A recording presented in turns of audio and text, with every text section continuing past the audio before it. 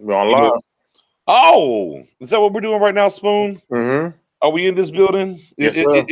Is that what we're doing? Yes, a little late night creep, if you will, a little late night creep on y'all. Man, shout out to everybody that's going to be tuning in, man. You're now tuned into the Star Gang Live podcast crew with your guy Nix. Oh man, it's funny. I'm so sorry. Wait a minute. Hold on, man. Bam. Let me get your name up there. My bad. And with our guy Spoonie. I'll tell you what, Cowboys Nation, we were chilling, and me and Spoon was just kind of rapping on the phone, man, and we were just kind of talking, and we were just kind of talking about all these different things that were going on in Cowboys and shit. I was like, man, Spoon, what are we doing? Mm-hmm. Man, let's let the people on. Tonight is letting y'all into Cowboys Nation. What your guy Nix and Spoon talk about, on the late night sip. We were talking about the Cowboys and the different things and what we can see. My guy Brian's in the building. Beard Gang's in the building. What's going on, Beard Gang? Mark Cantor. I saw him say, he said, man, I'm always up, boy. I had him with that thing. Elvis has arrived. What's going on? Hey, Mark, I'm going to send you some pictures. You was talking about those Walking Dead dolls that I posted from my group. Hey, I got some old school joints in there as well. I'm going to send you some pics tomorrow, man. Be on the lookout. Mendoza in the building. Cowboys Nation, everybody's in there, man. We 13 deep, man, between YouTube and Facebook. Man, give it a like, give it a share. It's Midnight Madness here on Star Gang. Spoon, we at midnight, baby. How you feeling? Oh, feeling good. The midnight watch. These are the times. The nighttime is where the Cowboys make some mysterious moves all the time. So hey, you never know what's going on. Never know what's going on, right? What's gonna happen? Never know what's going on. What is going on, Marcella? Tuning in. How you doing, baby girl? Man, we just want to have a good time, man. Chop it up with y'all for about an hour or so. Let y'all into this conversations that me and Spoon sit on the back porch and maybe put one in the air, if you will, and chop it up with these Cowboys. Bam, I'm gonna definitely hit you up tomorrow, Canada. But again, man, if you're on YouTube, man, hit that like, hit that share. If you're on Facebook, hit that like and that share, man. Share it to your personal, share it everywhere. But let's build it up, man. We are 14 deep right now. Now let's get those numbers up. If you're on Twitter, man, come follow me. Your guy Nix _ in between, man. Go follow my guy Spoonie 881 over there as well. I got a question, man. Now Dak's been paid now, right? It's paid. We waited 48 hours, right? We waited 48 hours. We got the grand tour. We got the Easter, right? Right. The Easter Sunday conference from Jerry Jones, if you will, right? So, it's going around, and, the question becomes, Dak overpaid? Oh, this guy Cameron. Cowboys need to make this run. The talent is all over the place. The free agency and the NFC is garbage. Our chances are not. You're right, Cameron. You're absolutely right. It's a 2-3 year window right now, man. It is go time. But let's get back to it, right? It's making the media circles, right? We're about to get to the weekend. So those 4-letter and 3-letter organizations can't talk about it over the weekend. Dak overpaid is what we're hearing. Dak overpaid. Spoonie, how you feeling about Dak overpaid? Is that the hot bud? Is that where we at? I don't see how. I really don't see how. I don't care what numbers are put in front. I don't see how. I really don't. I just think right now that the numbers are in place for us to make the moves during this time right now. 22 mil this year. He's put it this way. There's a certain team that's still paying $33 million for the quarterback. Oh, don't you shortchange him. 34. 34, excuse me. 34 now. Dak's only counting 22 this year. He'll make 33 next year. So I don't see how. Don't see how. Again, percentage of cap, right, is important. Simple math, right? I did it earlier. Dak's basically 12.1% of the cap next year. We're good. If you listened to me yesterday, or what was the day before? I don't know. It all mixes in. Literally, Dak's 33 cap number next year is a very easy pin swipe, and his cap number is going to be $18 million next year. Right. Steven Jones has got to get busy. Overpaid, you're paid what you are worth what somebody pays you. Right. Dak's cap number versus quarterbacks in the league is 13. We know he's not the 13th best quarterback in the league. We know he's higher than that. Right. So the overpaying is funny. It's laughable. Here's what happened before he got paid, right? Mm-hmm. Especially if you spin around and you listen to the networks and everything. Oh, Dak's getting disrespected. Oh my God, they're not paying Dak. Oh, the K paid Dak. Then they paid Dak. And then instantly it turned into what, Spoon? It turned into, it's Super Bowl or bust, and they overpaid Dak. I mean, isn't it funny how that works? Yeah, listen, it tells you, as I said on Twitter the other day, those are poisonous opinions. And if you listen to those opinions and you follow it and you repeat it, you're gonna vomit some things out your mouth that you shouldn't vomit. You don't want to vomit, and that's what it is. It's not real. Even the networks, they went from Dak being disrespected by the Cowboys to now Dak's being overpaid all these Super Bowl contenders. Wow. So it's like, damn if you do, damn if you don't. I don't get it. Damned if we do, damned if. But you know what that is, though, Spoon? And let's call a spade, right? Let's keep it a buck. It's just the star, man. Like, I mean, it's just what it boils down to, man. Yeah. It's just the star. That's what happens, right? It's just what happens. Right. And again, the narrative beforehand was, oh, Dak's getting disrespected, whatever. And then, the talking heads immediately turned into, oh, they gave too much for Dak, and it better be Super Bowl next year or bust. Then, and the big thing I had was a conversation with some different people behind the scenes was, I'm like, here's the thing. Quarterback only do so much, right? I mean, was anybody talking about Matt Stafford? Let's take Matt Stafford, for instance. Just got traded to the Rams. Matt Stafford got a lovely big-ass contract up there in Detroit. Did anybody say, well, Matt Stafford better go win the Super Bowl? Of course not. Of course they didn't. The thing with the contract is, and what comes with the check, as I always like to say, is, yeah, sure, expectations go up. It should. He's a made man now when you get that contract.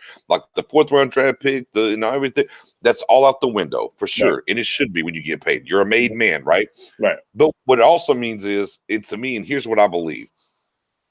What it means is we can't lose because of Dak anymore. No. If you lose because of that, then the contract becomes a problem, a la Carson Wentz, a la Jared Goff. So you can't lose because of that. But outside of that aspect of it, as my guy Brian just said, it's a team sport. And we already know that we haven't built a defense since the Romo days. Right. We know that. Right. So it's up to Steven. That's why I said this contract makes it go from Steven Jones, from the team and Dak Prescott. The spotlight's on Steven. You got to go build a defense now. Right. 2-3 years. Look, my guy Jose said, man, this right here, man, and I love this from my guy Jose. We haven't won 25 years going on 26. Why are people worried about 3-4 years from now? Absolutely. I am all in for next year. Let's go get 6. And then I'll deal with the fallout. Brother, I feel you, Spoon. How does that make you feel? Oh, listen, I told somebody the other day, I asked them the same in a different way. I said, when you buy clothes, do you buy clothes to see how it's going to fit 3-4 years from now, or do you buy for how it fits for you right now? Talk to him, Spoon. I mean, I don't understand it. My thing is this: why is anybody so adamant to look at the future from now? I mean, is it about winning right now? That's what it matters. You think if a team wins championship or multiple, let's put the Chiefs out there. Do you think they're going to be worrying about being over the cap or being, no? And then when you win, that's forgotten. All right, we understand. You do what you do to win. The number one step the Cowboys had to do was resign their quarterback. We witnessed how they are without him. And we saw with him in the last 2 years, Dak has grown, the timing of his growth, the right time that he got paid. Now, some going to say, well, he should have got paid last year. Okay, you're going to say what? A nickel and a dime. Wow. Okay, it doesn't matter. The whole point is what we can do right now. And I think right now, Dak being paid, what we have on defense, but what we're about to add on with what we have, That's going to make and break what this team's going to be looking like. I don't know why even the networks right now are even asking, are we contenders? We haven't even started free agency yet. Ask that question. Look, and let me double down on that, Spoon. Yeah. We're not contenders. We're not. Yeah. Look, let's be clear, Cowboys Nation. Look at this defense as it currently is constituted. We're not contenders. No. Hey, look, on top of how bad the defense was last year, guess what? J. Lou, cornerback, free agent. Cheeto, free agent. Xavier Woods. I'm sorry. I got to say Xavier Woods. I'm sorry, Swin. He started. It's okay. Xavier Woods, free agent. Sean Lee, what's he going to do?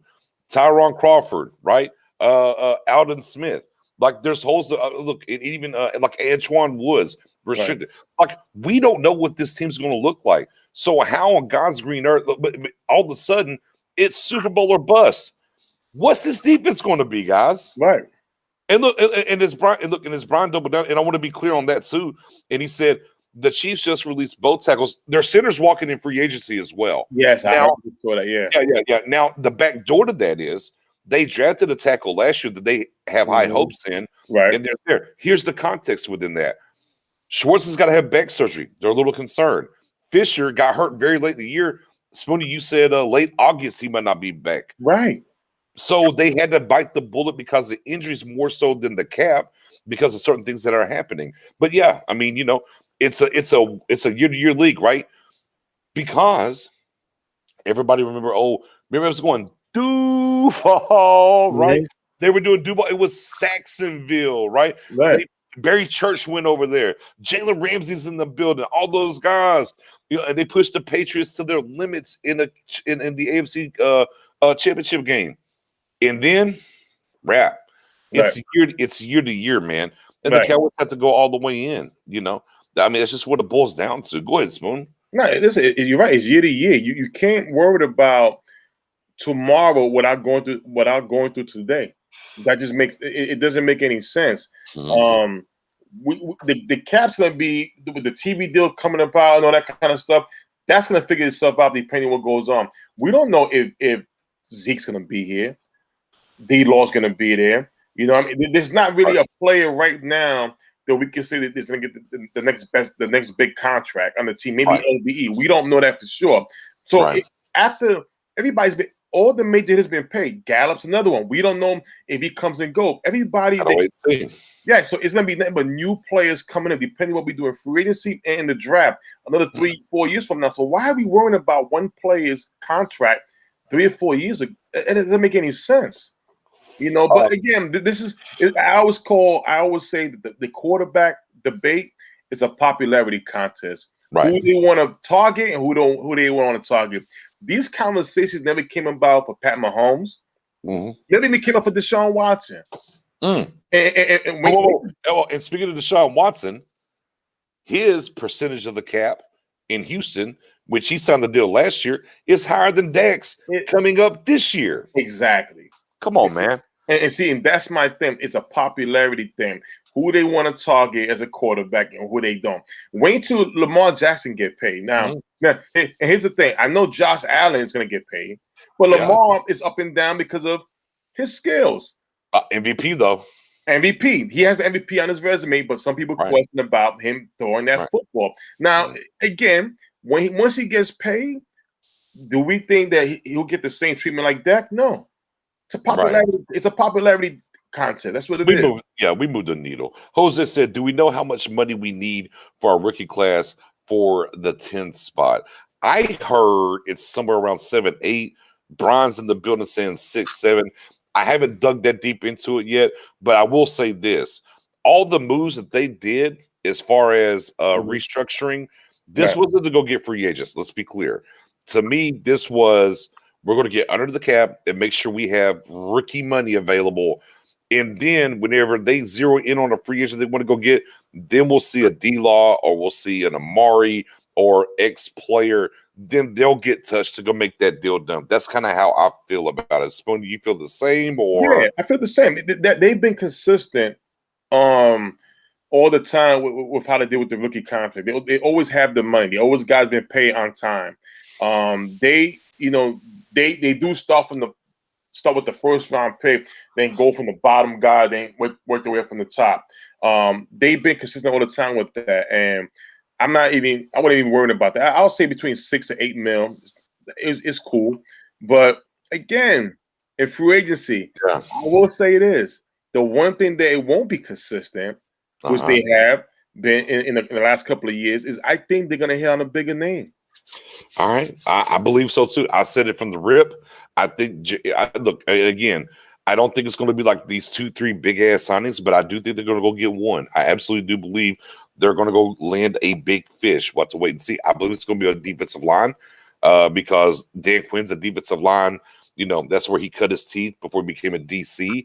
And I also think the thing they have to do, let's remember, the Cowboys' rush defense was 30th in the league. Right. Their pass defense was 11th in the league.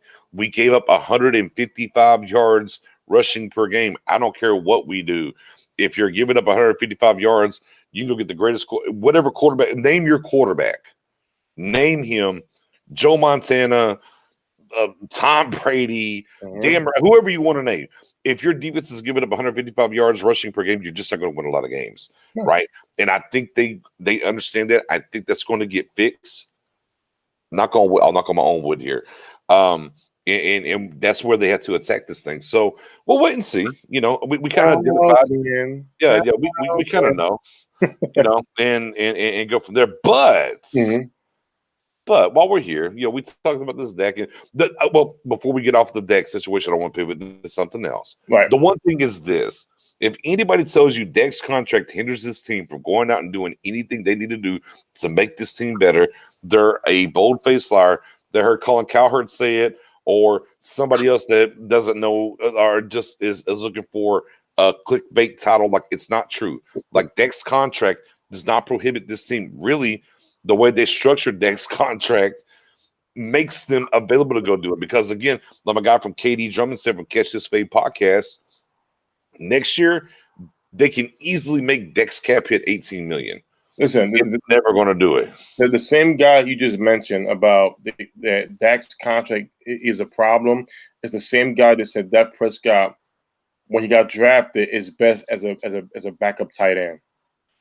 Oh, that's true. He's a backup in the league at tight end. That's what he said. Yeah, big facts. But while we're here, you know, we had a good time, and me and Spoon talk about different players, different things. You know what I figured we do tonight before we get out of here for everybody? What is that over there, Spoon? Do you see what that is? Can you tell what it is? Hold on. Can you look over there? Let me get a little bit bigger. Maybe you need it bigger. Oh, not my face. Oh, no. You know what? Let's hit that solo. Let's do a mock draft, ladies and gentlemen. Mock draft. Let's do a mock draft, y'all. Who wants to do a mock draft? Everybody raise their hand. Hold on. Let me get that solo. Let me get that.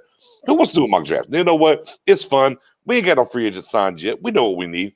Let's do a mock draft. You know, it's midnight. We're talking Cowboys. You know, we talked about Dak overpaid, underpaid. What can we do? What can't we do? So how about let's show over a little PFF and let's see if we can help this defense, Spoon. Okay. Maybe we can just help this defense out. Oh, Ron's ready for a mock draft. Look at there. Ron put them hands up. He wants to do a mock draft. Hands, here they come. My boy Ingram in the building. He wants to do a mock draft. Mendoza wants to do a mock draft. Oh, hold on. Mark Cancer said, let's go. Yeah, my boy Beard Gang, Brian Double for shits and gigs. Let's go, man. Let's do it. Let's do a mock draft, guys. You know, it's Thursday night. We're late. Dak's paid, man. We got our feet kicked up. Man, we're living our best life, man. Go give it a like, give it a share, get it around the corner. Let some people know. All right, y'all. We're about to hit start, and let's go. Wait, it didn't go. I said, let's go. Yeah, let's start. Yeah, there we go. Trevor Long. Oh, Zach Wilson at number 2. Micah Parsons 3. Come on, Team Pitts. Come on, Team Pitts. Come on, Team Pitts. You're going to get it. Oh, ladies and gentlemen. Oh, ladies and gentlemen. All right, let's take a look. Let's look at the top. Let's look at the top 9, though. Let's look at the top 9. All right. Trevor Lawrence scoring number 1, no big shock. Zach Wilson to BYU. Micah Parsons, a little high, but they did cut Kyle Van Noy. They have a young guy there, but okay. Jamar Chase. I mean, wow, the Falcons really doubling up on the. I mean, man, tripling down even, if you will, on the wide receiver. Julio a little long in the tooth. Bengals don't go for the offensive lineman. Wow. They go Waddle. Ooh, Eagles going Trey Lance. Wow, a quarterback? They took a little competition. Well, the word is Hurts isn't scared of competition like a former quarterback over there. Yeah, that is true. Neither here nor there. Mm-hmm. All right, and then we got Justin Fields. Oh, I'm sorry, Devontae Smith to the Lions. Penny Sewell makes it all the way to 8 to the Panthers. Justin Fields makes it to Denver. Now we got a trade. Oh, the Washington football team wants to trade with us at 19, y'all. Washington football team wants to trade with us, y'all. Real quick. Do we want to trade down to 19? Y'all? Nah, I wouldn't. Hey. I wouldn't. So you already know what I've been on. He's horn gang for him. But I've been doing pit scenarios. Mm-hmm. Said, nah, Pitts. Trade down. Mark Cantor. No. Nobody wants to trade. No. Nobody wants to trade. No trades. Mm-hmm.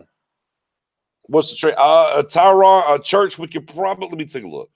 We can probably get 1974 for sure. But we could probably get 1951. I feel like we get 1951. We could get. I think we get our first. We get their first and second round. We could get their first and second round. Yeah, don't want it. We could. Anybody want to do first and second round? We take a Pitts. Y'all know where I'm at. Y'all already know where I'm at. You already know. Mark, they're not offering anything, but I can offer basically what they gave me was they want to trade. I can select what they want to trade with me. That's where I'm at. I feel like I can get a first and a second out of it. I get 19 and 51 to come off of 10. Nah. Do it. Schwartz. Oh, hey, y'all, we got Jim Schwartz in the building. He retired, but he's out here on these YouTube channels, man. Mm-hmm. Pitts, no. What are they offering? All right, you know what we're doing? Man, hey, guess what, ladies and gentlemen? Look. And let me get off the trade real quick, right? We can look and see what's available here. Let's not get too far ahead of ourselves. Let's go back. Let's go back and take a look. Hold on. I don't want to trade. I don't want to trade. Get me out of here. Do I hit back one? Is that what I do? Oh no, I don't want to do that. Am I stuck in the trade? Chrome tab. Mock trap. Share. Boom. There we go. Sorry about that, y'all. Wow, why did it crash? What is going on? Wait a minute. No. Hold on 2 seconds. There we go. All right, we're back. Yeah, no. Don't want to do this trade. However, maybe I'm stuck with the trade, Spoon. Maybe I'm stuck with. I might be stuck with the trade. I went into the trade. It won't let me go back. Oh no, no good. It's offer trade. Yeah, this trade won't be graded. Don't care about that. I just want to go back. I want to go back to the board. Where's the board? Oh, there we go. Big board. Oh no, I don't want to change it. Oh no.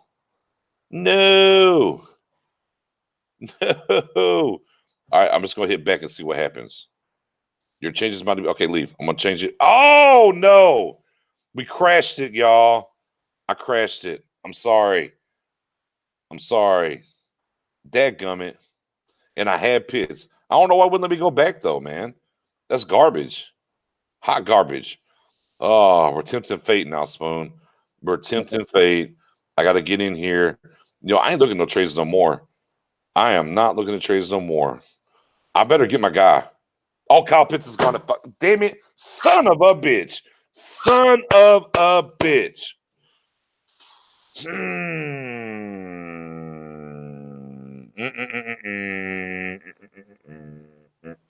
I don't like it. I don't like it. I don't like it, guys. I'll be honest with you. Cowboys Nation, I'm sorry. Once I hit the trade, it wouldn't let me do anything. I thought I hit the back button and I'd be fine. Yeah. Oh, my God. Look at there. Man, I was looking for the draft player. I couldn't find it. Oh, my God. I didn't see it. I missed it. Oh, man. All right. Here we are, guys. Damn it. No longer have credit. What do you want me to do? Come on, man. You avoid all your draft credentials if you make that trade. Oh, Pro Football Simulator actually gets trade. Okay, I don't know. All right. The wide receiver is Devontae Smith from Alabama. All right. So, Spoon. I lost my guy Pitts.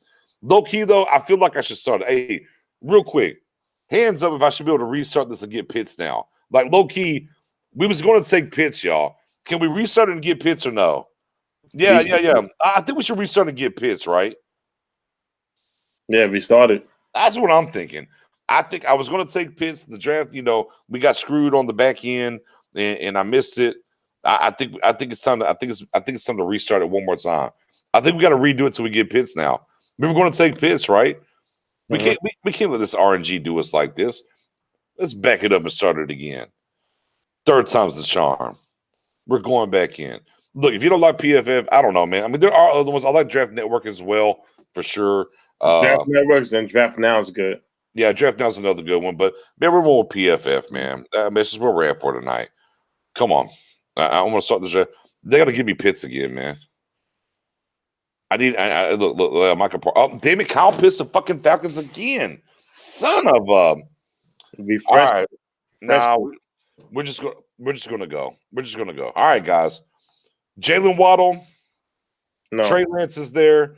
Rashawn Slater, Caleb Farley, Barrymore, Darren Shaw, Patrick Surtain, Trevor Morig, Rashad Bateman. That's kind of high. My guy, Joker. Is there a trade offer? J.C. Horn. Yeah, there are trades. Is there a trade offer? There's trades. No, I'm saying, so is there an offer to Washington? Oh, Washington's the only team again. No, it says 4 here. Let me click on 4. Can I trade with other teams? Doom. Boy, it was right there too. Look, there was draft player, and boy, I missed it. I don't like it. I don't like this at all. You know what? Guess what? I should restart it, but I'm not going to. Third time's the charm. No, this was the third time. Oh, it was. All right, y'all. Where we rocking? I say Slater. I got to restart. Thank you. I got to restart over here. I got another restart over here. Juggernaut offense. PFN ain't bad either. BPA. Trade Mark Cantor, trade that shit. The side doesn't send offers to show you teams. Yeah, it's true. The linebacker, fuck that, trade back and get joke. All right, I saw PFN. I'm gonna rock with my. Nobody seems to be liking the PFF. I'm gonna rock with my guy Mendoza. I'm gonna go to PFN. That's what I'm gonna do. Let me do PFN. All right. Because we should have got our guy. I should have got my guy Pitts in that very first one, but I panicked. My fault. My fault, guys. All right. We're going 7 rounds. Draft speed is going to be fast, of course. All right. We're doing them Cowboys. All right. And let's draft. Here we go. All right. Real quick, we got a couple offers off the rip. Can I not see? Oh, y'all, man, you already know. Hey, look, you already know the business. Low key, I'm gonna tell y'all right now. Look, man. Pitts is on the board, y'all. Let's be clear. Pitts is on the board. Keep that a buck right now. So I'm gonna look at so we get 13 and the Chargers second in 2022. We get 20. Wow, man, 24, 55 and next year second. Man, I can't do it, guys. I'm sorry. Hey, man, we going Pitts over here. We're going Pitts. We're going Pitts. It's done. It's done, baby. We're going Pitts. I'm not missing Pitts. Oh. Now, hold on now. This is juicy. Now, this is juicy. This is juicy. You already know we're taking Pitts. I ain't gonna look. I messed up the first time over there.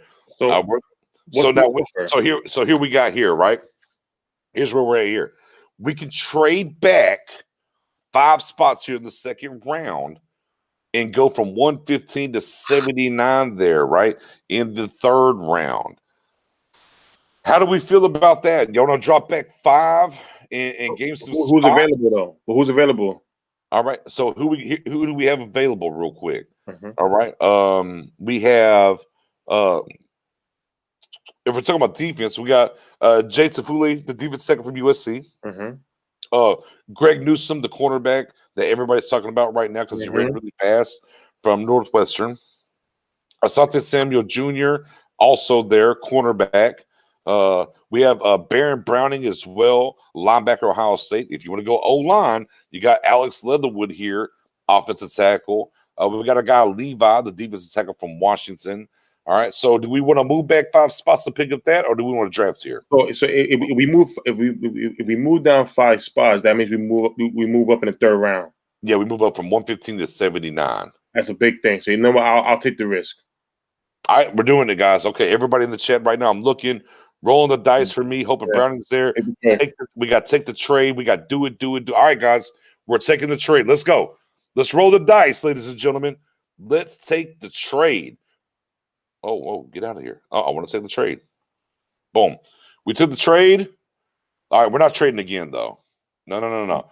I see you, Baltimore. Yeah, we don't care about the following year because we ain't drafting that right now. Get that up out of here. So who's available? I see Baron Browning there. So we got Baron Browning. We still got a guy, Greg Newsome, on the board. We got Jabril Cox. We got a guy, McNeil, Big Fetty in the middle. All right, so here's the thing. We got my guy Liam Etchenberg, offensive tackle as well, still on the board.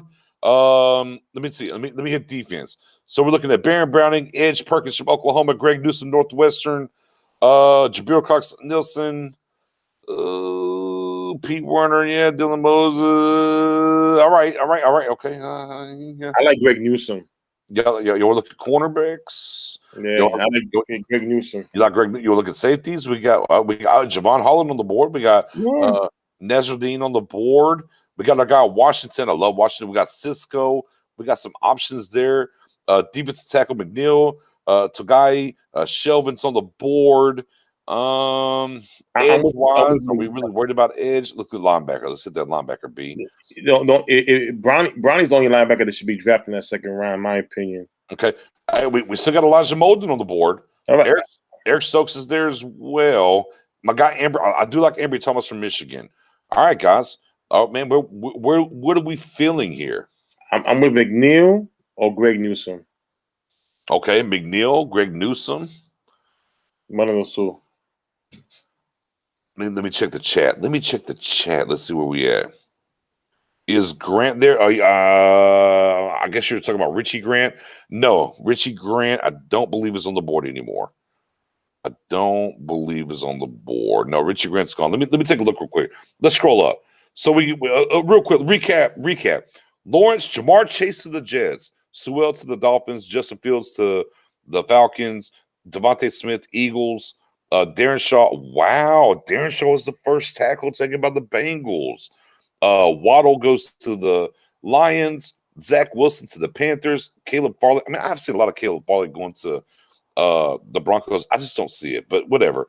We take Pitts, John Sek Parsons, Sertain to San Francisco. Our guy Joker goes to Cleveland. Hold on, man. Am I tripping? Is that 2 tackles before Sewell? No, I'm sorry. Sewell went 3. Okay, I was tripping. Okay, so Slater slipped a little bit. My bad.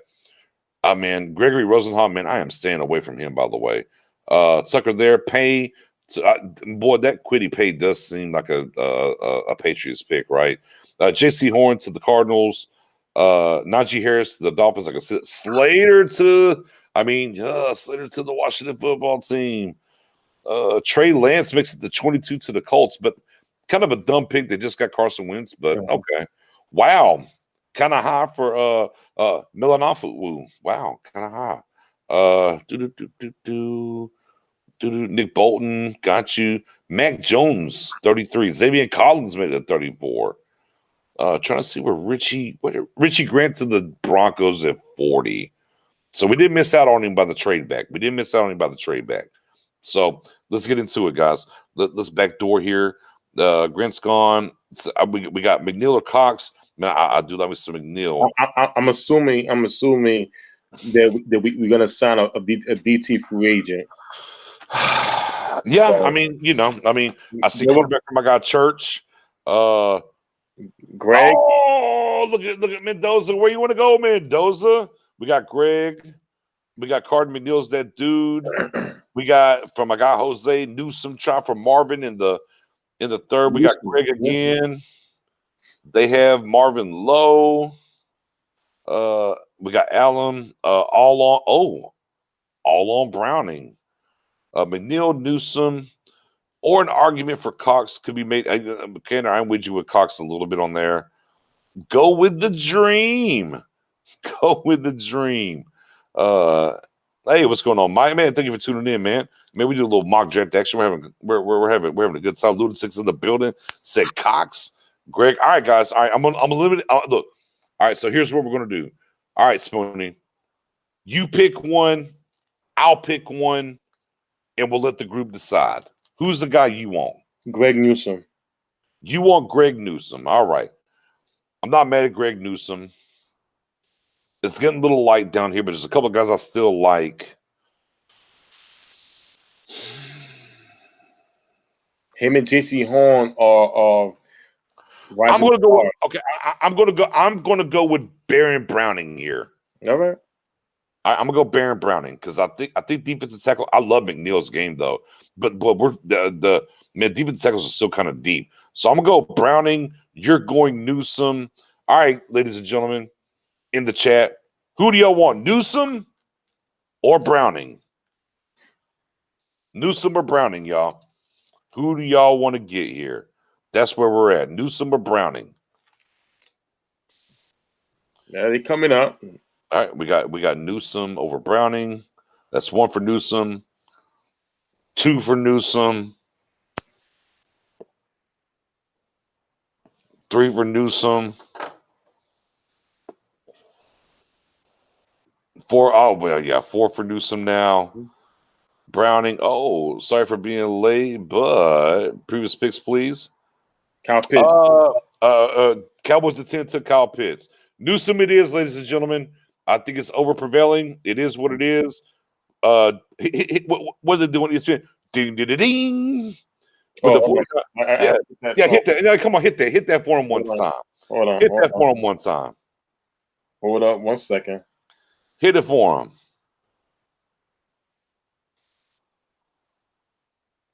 You know what? Actually, let me get this off let me get this crawler off. I'm sorry, guys. Y'all know y'all tuned into the Star Gang Live podcast crew. We don't need that crawler covering up our daggum. Boom, let's get that out of there. Get that all the way out of there. Hold on. Hold on.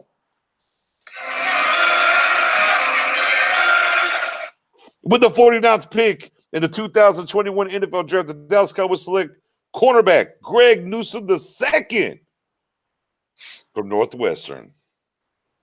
All right, guys.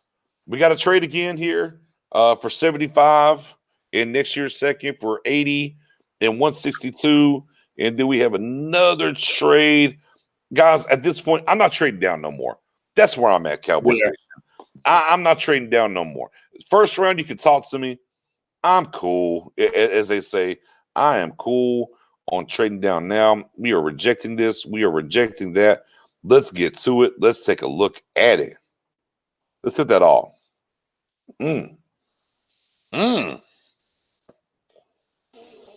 Are we? Oh, look. Y'all want to look at offense real quick? Probably not. I'm gonna look at offensive tackle though. Okay, I'm good. I'm kosher. Back to defense. Bet. Just want to see somebody fail. All right, guys. All right, look. Cornerback. A little sleek, but we're good there. Let's look at these safeties. Oh, hey, look. Now I'm not gonna lie to y'all, man. I'm not gonna lie to y'all. I love me some Ardarius Washington. I love Ardarius Washington. I want him in the worst way. But Javon Holland's still there from Oregon. Dean's still there. Let's go over and look at defensive tackle. Well, we got some options here too, right? We got Tyler Shelvin. We know the ultimate one tech, right? Marvin Wilson's still kind of hanging out down here. We might be able to slide for a little bit if y'all are into that kind of thing. Let's look at linebacker. Dylan Moses, Cameron McGrone, sleeper. I like Cameron McGrone. Monty Rice, he's a 2-down guy, in my opinion. So let's go safety. Spoony, how you feeling about what's available right now? Spoony. Excuse me. Darius Washington, in my opinion, is the guy for me to go. I know he's 5'9", but he's a missile. He's a missile. He's a land shark, brother. I love Washington. Yeah. All right, you're going Washington. I'm going Washington on the way. I'm gonna flip. I'm gonna give Chad a chance here though. Do they want Tyler Shelvin at defensive tackle, or do they want Ardarius Washington? Okay, here's the thing. Let me ask you this: what number is Tyler Shelvin? In what? The overall? Yeah, overall right now. Yeah, overall he's slotted in at 96. We're drafting at 75. Right, but hey, look though, Darius Washington is 103. Let's be clear. I know it's a risk. It's a risk. Yeah. I mean, we're risking it for the biscuit here. We're reaching a little bit, right? We're reaching a little bit. Hey, but remember though, ladies and gentlemen, we traded. Don't forget, we traded down to the second round. We got 75 and 79. We're coming up again in 4 more picks. Okay, so you know what? Here's the thing. Yeah, don't forget now. I do want to remind y'all. Remember, so for those that tuned in late, right? We were on second round. We traded down 5 spots, and we picked up number 79. So we're picking here at 75, and we're picking at 79. So are we going Washington right now, or are we going Tyler Shelvin right now? I'm going Shelvin first.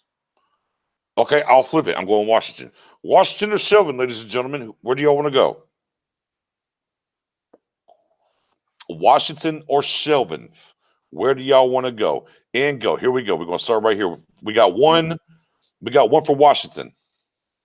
All right. Washington or Shelvin. Let's go. Mark Cantor started it off with Washington. That's where we're at. All right. Okay, Mark, you already said Washington. Ryan Kennergan, 5.5 yards per carry. Against us, enough said he's going Shelvin. Mm-hmm.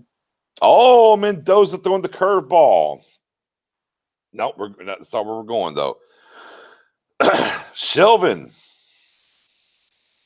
Oh, but I got Washington because I like a few DTs. I see. I'm with you with this board. I'm with you. Of those two, we got Shelvin. We got another Washington. We got another. We got to count these up, Spoon. We got to count these up. Well, this is tight. No, this is tight. No, Washington's the guy. Is it Washington? Washington. Go okay. All right, ladies and gentlemen. Hit him with it. Hit him with it, Spoon. And pick number 75. The Dallas Cowboys select safety Ardarius Washington, Texas Christian University. Landshark, baby. No, we're not trading. No, we don't care about. No, fam. Get them trades up. No. Get that trade up out of here. All right, guys. All right. Let's take a look now. 4 picks later. Oh, how sweet it is. How sweet it is, Spoonie. What's that? Spoonie. Hold on, Spoonie. I gotta real quick. I gotta, man, the solo's gotta come off for a second. They gotta see these faces. Hold on. Oh, how sweet it is. How sweet it is. Shelvin is on the board still. How about Marvin Wilson? Marvin Wilson's on the board. He's ranked even lower. How about this? Ooh, how about a Shelvin versus Wilson? Shelvin versus Wilson. Okay, well, let's pick a linebacker. Linebacker there. Yeah, Cameron McGrone's still there. Dylan Moses, Davis. So we got some guys. Let's get cornerback. Ambry Thomas, DJ Daniel, Trill Williams. I mean, safety. You want to double dip at safety? National Dean Holland, Cisco. I think safety. I want to double dip in safety in this draft. I think we could wait for that. That's the thing. But you know what? You're right. You're right, Spoon. It's all about the defensive tackle here, 79, right? Mm-hmm. We're there. That's where we're at currently. Okay. We're all the way in. We're all the way in here, right? Because what do we draft so far? Do we need to recap? We got Pitts. We got Pitts. We got Greg Newsome, and we got Washington. All right. We need a big fatty. Yeah. So between Wilson and Shelvin, who we want? Is that what we're going to do the vote? I mean, Tommy's still there from Ohio State. Ohio State, he's still there. We're sold on Shelvin and Wilson, though, right? Even though Wilson's low here, we know what it is. All right, ladies and gentlemen, I think we're all wanting a fatty here.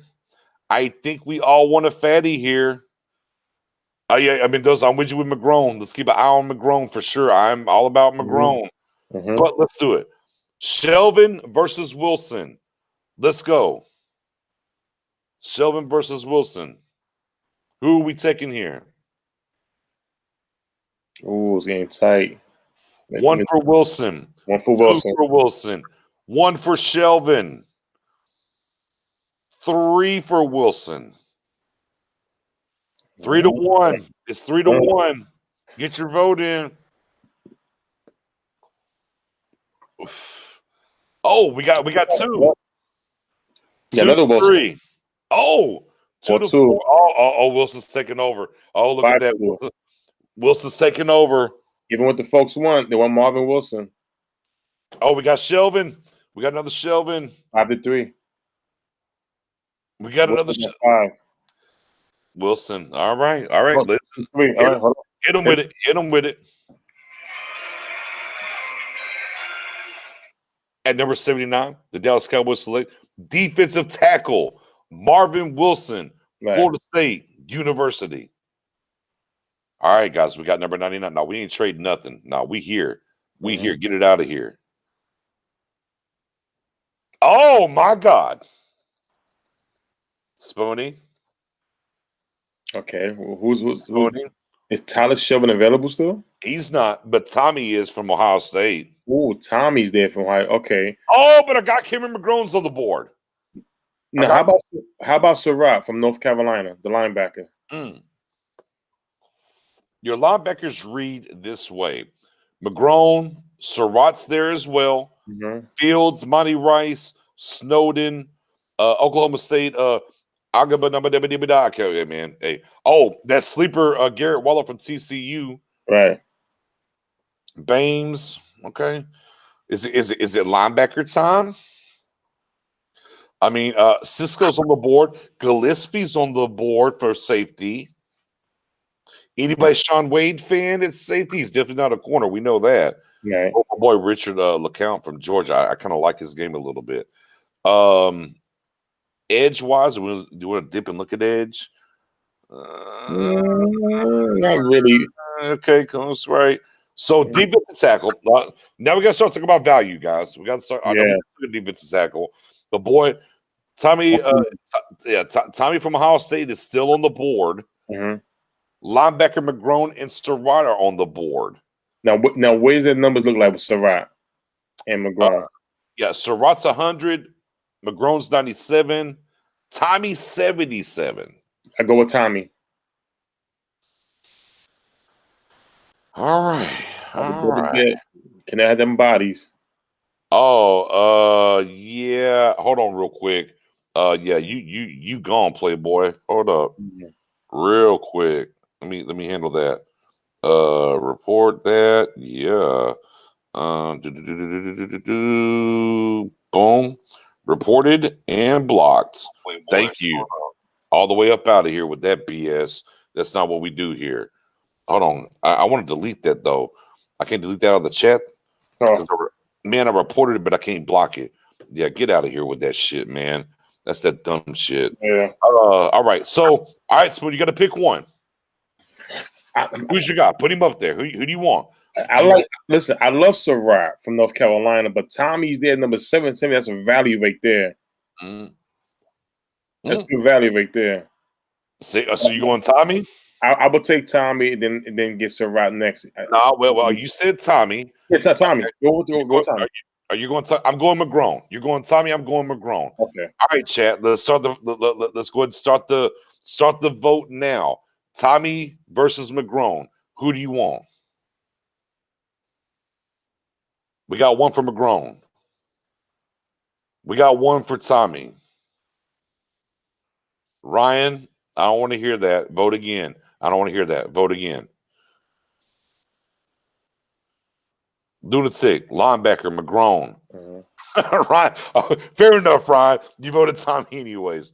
So we got one Tommy, 2 linebackers, 2 Tommy, 2 linebacker. That's where we're at currently. We got 2 for Tommy, 2 for linebacker. McGrone versus Tommy. Where are we going, guys? How are we doing this? Front 7 matters.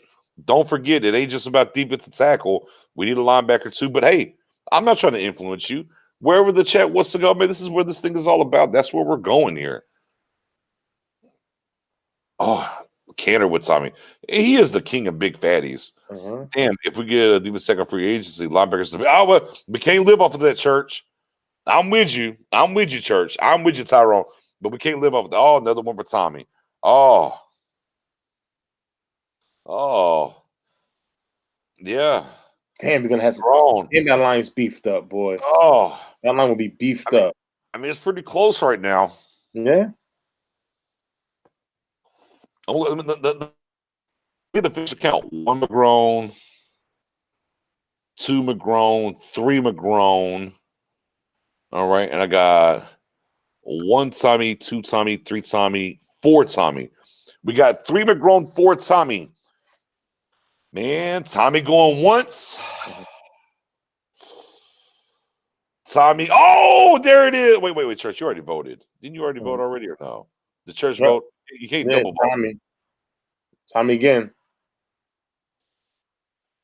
Can't beat the. All right. Give it to them. All right. Yeah. Okay. Hey, the people have spoken, man. Let's do it. We're going BPA here. McGrone, no. I get it. Hit him with his spoon. Man, with the number 99 pick, the Dallas Cowboys select defensive tackle Tommy Togai, whatever how you say his last name, from Ohio State. Let's go. I hate it here. No, get out of here, Eagles. I ain't trading with y'all's ass. What do you mean? And on linebacker, we have to. I got my guy Garrett Wallow on the board though. All right, who else is there? But I do have to dip over here to offense real quick. I'm sorry. I just want to see. Oh, he's gone. Damn. Oh no, he's not. I can probably wait a little bit. Anthony Schwartz. Anthony Schwartz. Oh, and Scary Terry's down there too. We're kind of good right there. We're kind of good on that. We're kind of good there. Now I'm not really trying to look at that. Offensive tackle. Oh, Alec Jackson, Ohio State. Ohio State. Iowa. Okay. Are we interested in the guard? Let me see. Oh, I got Robert Hansey from Notre Dame. Fair enough. He's still on the board. Oh, Tommy Crank, the other guy. Both guards from Notre Dame still there. Bryce Hargrove from Pitt. Needs a little work on technique, but he's definitely got some. He got some moves. There's some things he can do. I think I like the old potential. Look over here at safety. My boy LeCont's there. It's ugly. It's Wait, ugly. Oh, wait, Trey Norwood. where's Texas at? What's his name from Texas? Oh, Stearns is at 153. Okay, he's still up there. Stearns at 153. Quarterback wise, Trey Brown, cool. Keith Taylor. Who? Ambry. No, he's gone. Yeah, okay. no. Yeah, one of my pet cats is gone. So linebacker, we got Snowden. We got Gallo. Right. Edgewise, we're looking at Golston, Hayes, my boy Victor from Duke. I mean, do we need to look at defensive tackle? Are we good, guys? Are we okay at defensive tackle now? Damn it. I think we set for the next couple of years. Okay. All right. Okay. I'm going Garrett Gallo here, guys. I mean, I'll read off the wide receivers for you, Spoon. Now, Shot Smith from South Carolina, right? He's there. Cade Johnson from South Dakota State. Austin Watkins from UAB. Sade and Daz Newsom, North Carolina. Yeah, I mean, Anthony Schwartz is scary Terry, but I mean, we can kind of wait on that for sure. Tight end wise, we're good because we got Pitts, baby. All right, so yeah, man, Garrett Gallo's my guy here. Where I'm gonna go, linebacker TCU. That's kind of where I'm at. I mean, Snowden. Yeah, there's some things about Snowden's game I like as well, but I think Wallow's kind of underrated. There a cornerback that you're feeling, Taylor or Trey Brown, Oklahoma. Thomas Graham's still down here from Oregon. A little bit of a sleeper for me.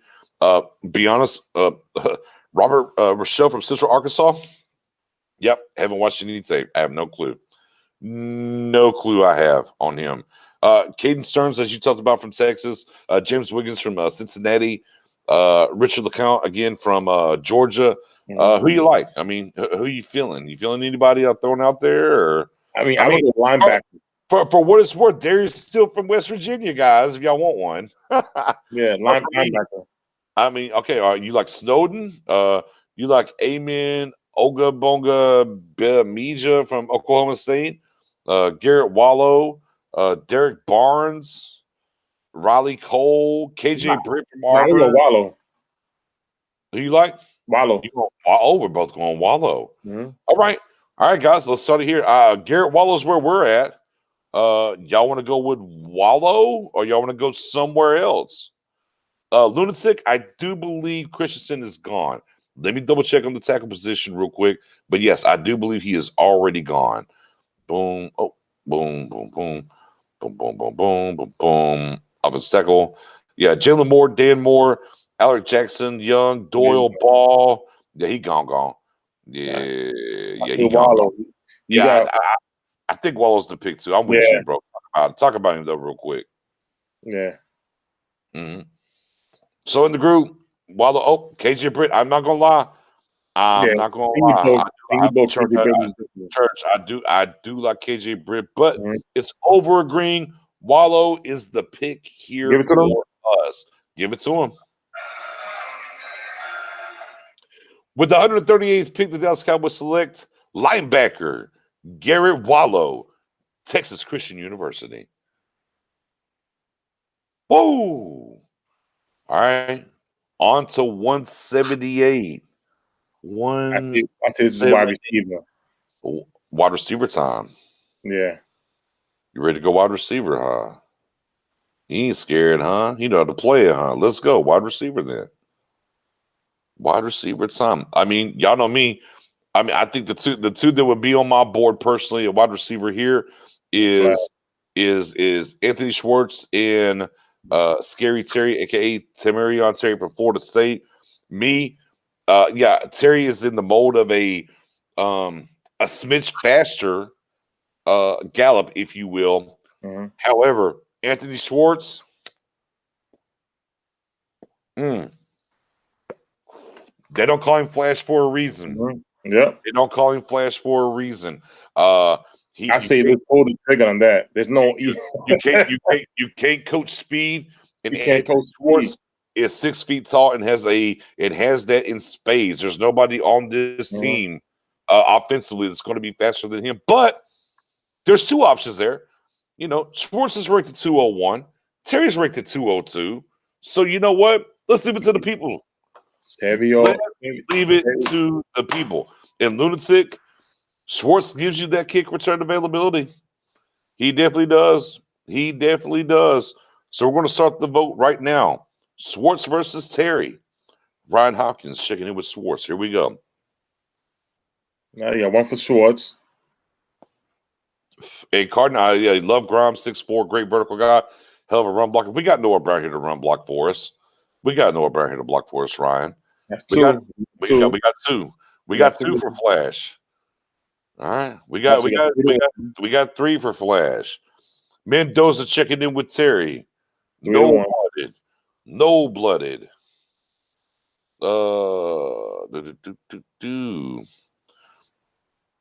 That is true. That is true, Mendoza. We got 4 for sure. So we're going wide receiver here. We're going to pray for Trey Brown here in a minute. What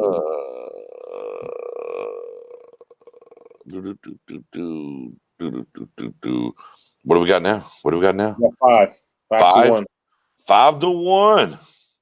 Flash between the two. All right. And guess what? Madden told me he's great because I drafted him and I'm playing with the Bengals, and Anthony Schwartz is amazing. I've been leading the league. I had 3 punt returns for touchdowns last year with him. So Anthony Schwartz, hit him with him, Spoon.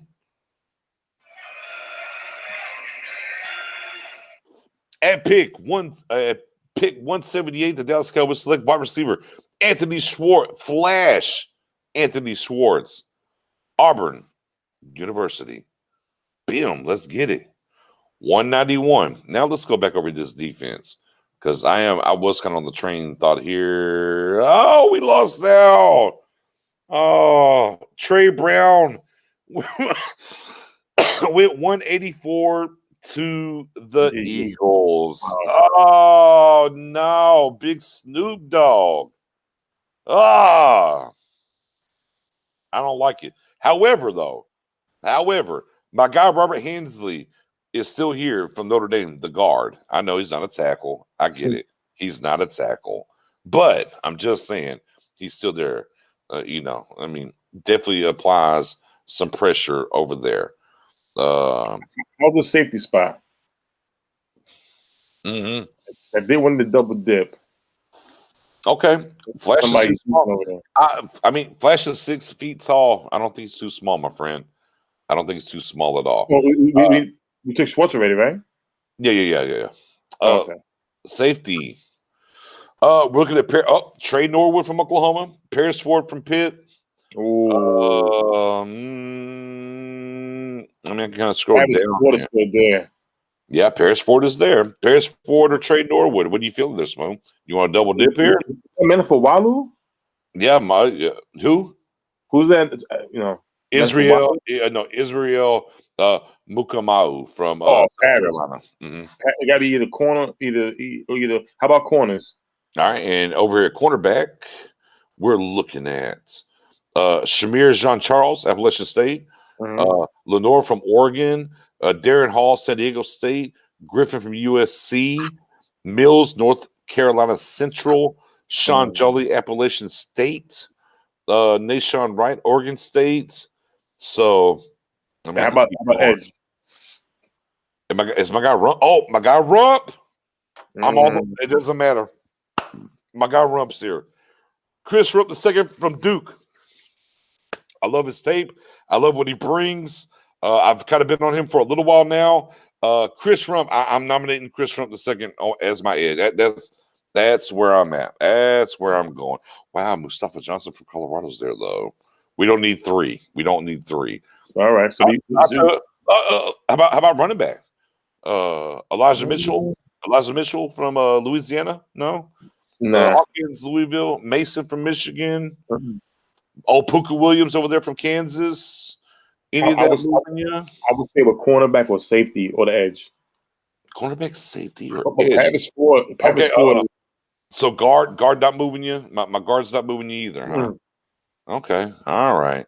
That's a good name. Yeah. Rump. Yeah, man. I think Rump's kind of slipped on here. Paris Ford, you should go Paris for depth. Safety, a corner, Paris. Green mark. Paris Schwartz sounds good. Cornerback check. Get Rump. Oh, see, thank you, Rump.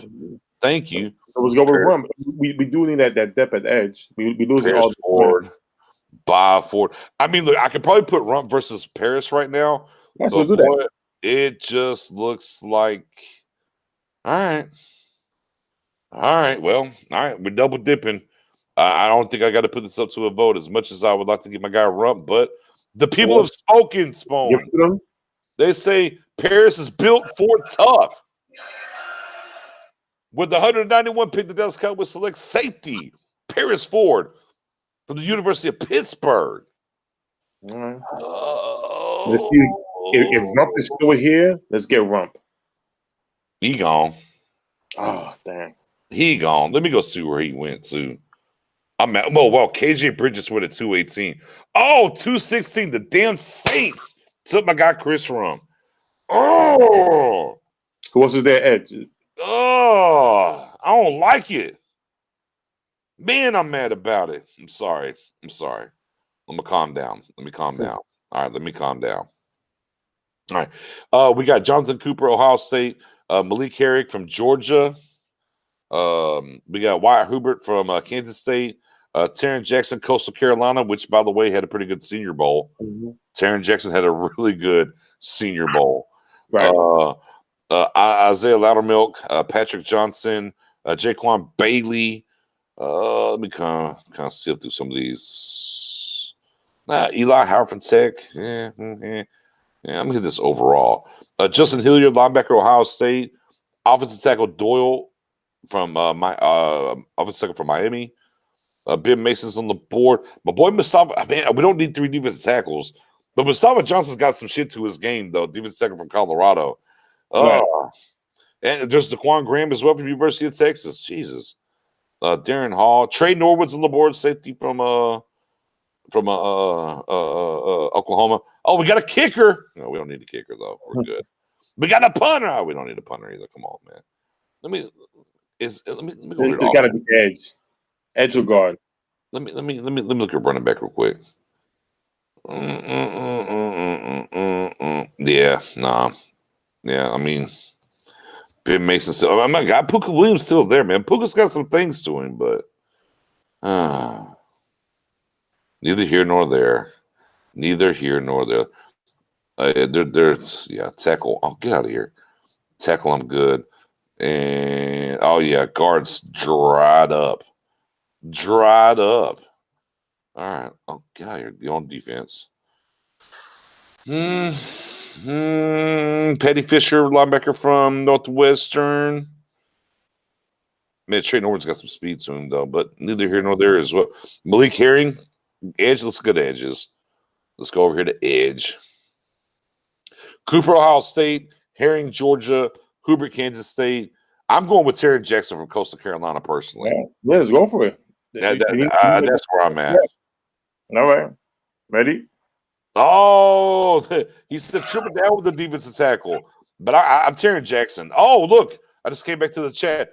Hey, look, everybody's with me with Terry Jackson. Let's go. Boy, they vibe with me, man. I was on the other page. I just came back in here, man. Yeah, Terry Jackson, let's get it. Yeah, let's go, everybody. Hey, man, I thought it was going to be a man, on an island by himself. I was over here going through everything, but I came back over here and the chat was lit up. Man, shout out to the chat, having your boy Nixon's back. Everybody with the Terry Jackson, man. Let's go. Let's get it, man. Let's get it, Terry Jackson. Coast, hit him with the music, Spoon. With pick 225, the Dallas Cowboys select edge, Taryn Jackson, Coastal Carolina. Let's go. Let's go, man. Shout out to the chat, man. Man, keep getting them likes, shares, and subs up, man. Let's go. Shout out to the chat. Boy, having your boys back. All right, man. We're at 236, man. I kind of want to go linebacker, man. You can double dip. I mean, between linebacker and corner. Yeah, I think I'm good at safety. I think I feel good at defensive tackle. I'm not going to lie. At edge, I still like some things about Malik Herring from Georgia. But I think we're good with one there. I like who we got there. I mean, real quick, a quick thumbs up or thumbs down. Anybody feeling going after Pookie Williams, or is there a running back here y'all are feeling? Y'all want to go running back here or no? Not me. Not you? Okay. Anybody want to go running back? Or, you got next to be crazy. They had my back last round. They probably won't have my back this round. I'm just thinking we should probably get a running back at a certain point. Anybody want to go running back? Anybody? Canner, we don't need no tight end. We got Pitts, baby. Pitts, Jarwin, and Schultz. Man, we are set. We are locked, cocked, and ready to rock there at tight end. We got a big no. Big nah. Okay, no. All right, no. Nobody wants to go. All right. Anybody want to go quarterback? Can I talk about the quarterback here? Yeah, for me, it would be cornerback or linebacker. No, I said quarter. Quarter? Nah. No quarterback for the future? Nah. No Ian Book, no Sam Ellinger, no. Okay, all right. You know me, I'm gonna try to slide a guy. No, I don't want none of these guards. Man, I'm copacetic on these tackles. Well, outside of, he's a. Never mind. I'm out on here. Okay, all right. Let's get to this defense, man. I'm gonna. So we're thinking linebacker. So we're looking at Patty Fisher, Northwestern, Buddy Johnson, A&M. Now, Grant Studer's got a little bit to his game from University of Houston. Right. Isaiah McDuffie, Boston College. Tuff Borland from Ohio State. Antoine Simmons from Michigan State. Let's go over and take a look at corner. Darren Hall, right, from San Diego State. I'll be honest, guys. I have not. Wait, no. I've seen Darren Hall tape, and I've seen Sean Jolly tape. Between those two, I would go Sean Jolly personally. I'm not mad at Hall. Where do y'all want to go position-wise, guys? Where do y'all want to go position-wise? What they got in there? You got Tonga. Okay. Anybody feeling my Grant Stewart? Grant Stewart to me is a little bit of a sleeper linebacker person. Let me get her in the chat. Let me take a look. I got Mark. I forgot. Fair enough. We got quarterback or linebacker. Fair enough. Mason Fine would be the choice. Tonga for the triple. Ryan's trying to triple down. Cole is a great run blocker. Fair. We got Fisher.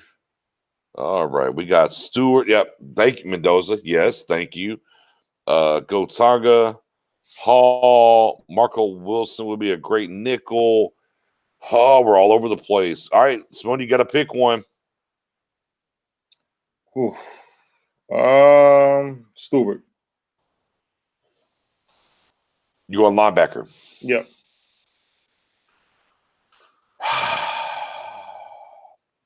You know what? I'm all about the front seven, Simone. You know me. Another DT? I'm all about the front seven and getting this thing right. Another DT? That's where I'm at. I do kind of like Sean Jolly at quarterback, but low-key, man, bring me Tonga. I'm going with Tonga. Let's do it. Because I'm good either way.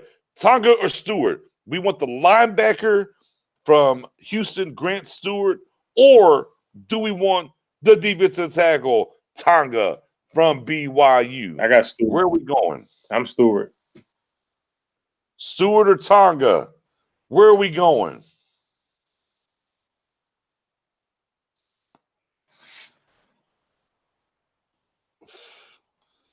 We got Tonga. We got Stewart. We got Tonga. We got three. We got one. No, we got one. We got one Stewart. We got two Tonga. Oh, I think Mark. Oh, I think we're going Tonga. All right. It's like, give me something on Stewart. Yeah. All right, Tonga.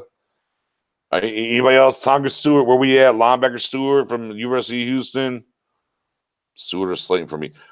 I feel you, man. See, boy, me and Mendoza be the D. Look, another one, D tackle.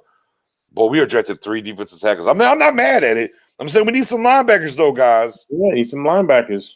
We do need some. We do need some linebackers. All right. Well, all right. I don't think we can. Yeah, Stewart. Little late run here on Stewart. Little late run. So that means we're gonna carry Tristan Hill, Gallimore, Chauvin. Who else we drafted? Wilson. Wilson. Okay, Wilson, and then that's. Ooh. I say linebacker. Let me say other than the Wilson. Man, you're hating on Wilson, man. He's going to be a beast. All right. I mean, let me get these. I think it got a little closer at the end. But I think it's Tonga. All right, call it. I'm going to go back and get the count real quick. Let me make sure I got the count. I want to make sure I got the count right. I don't want to cheat the people here. Yeah, no. Big facts there, Mendoza. I mean, we're towards the end. All right. Oh, Queen checking in there it is. Tiebreaker. There it is. Queen came in out of nowhere, said Tonga. We're going hit him with this, Moon.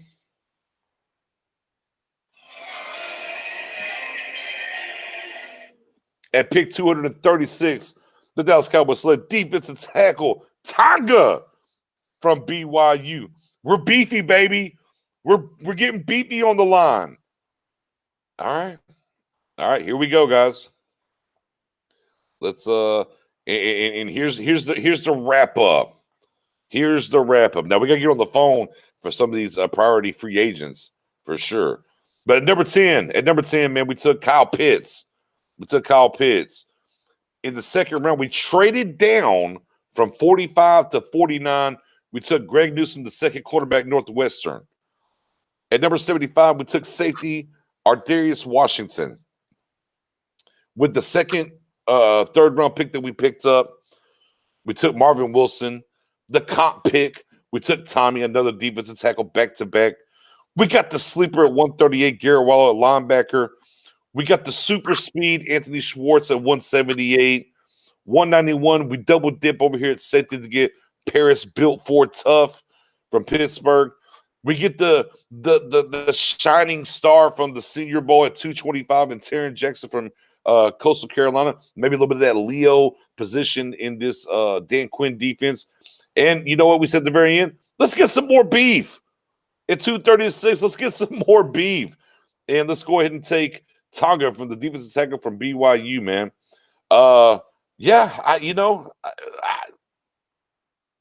Spoon,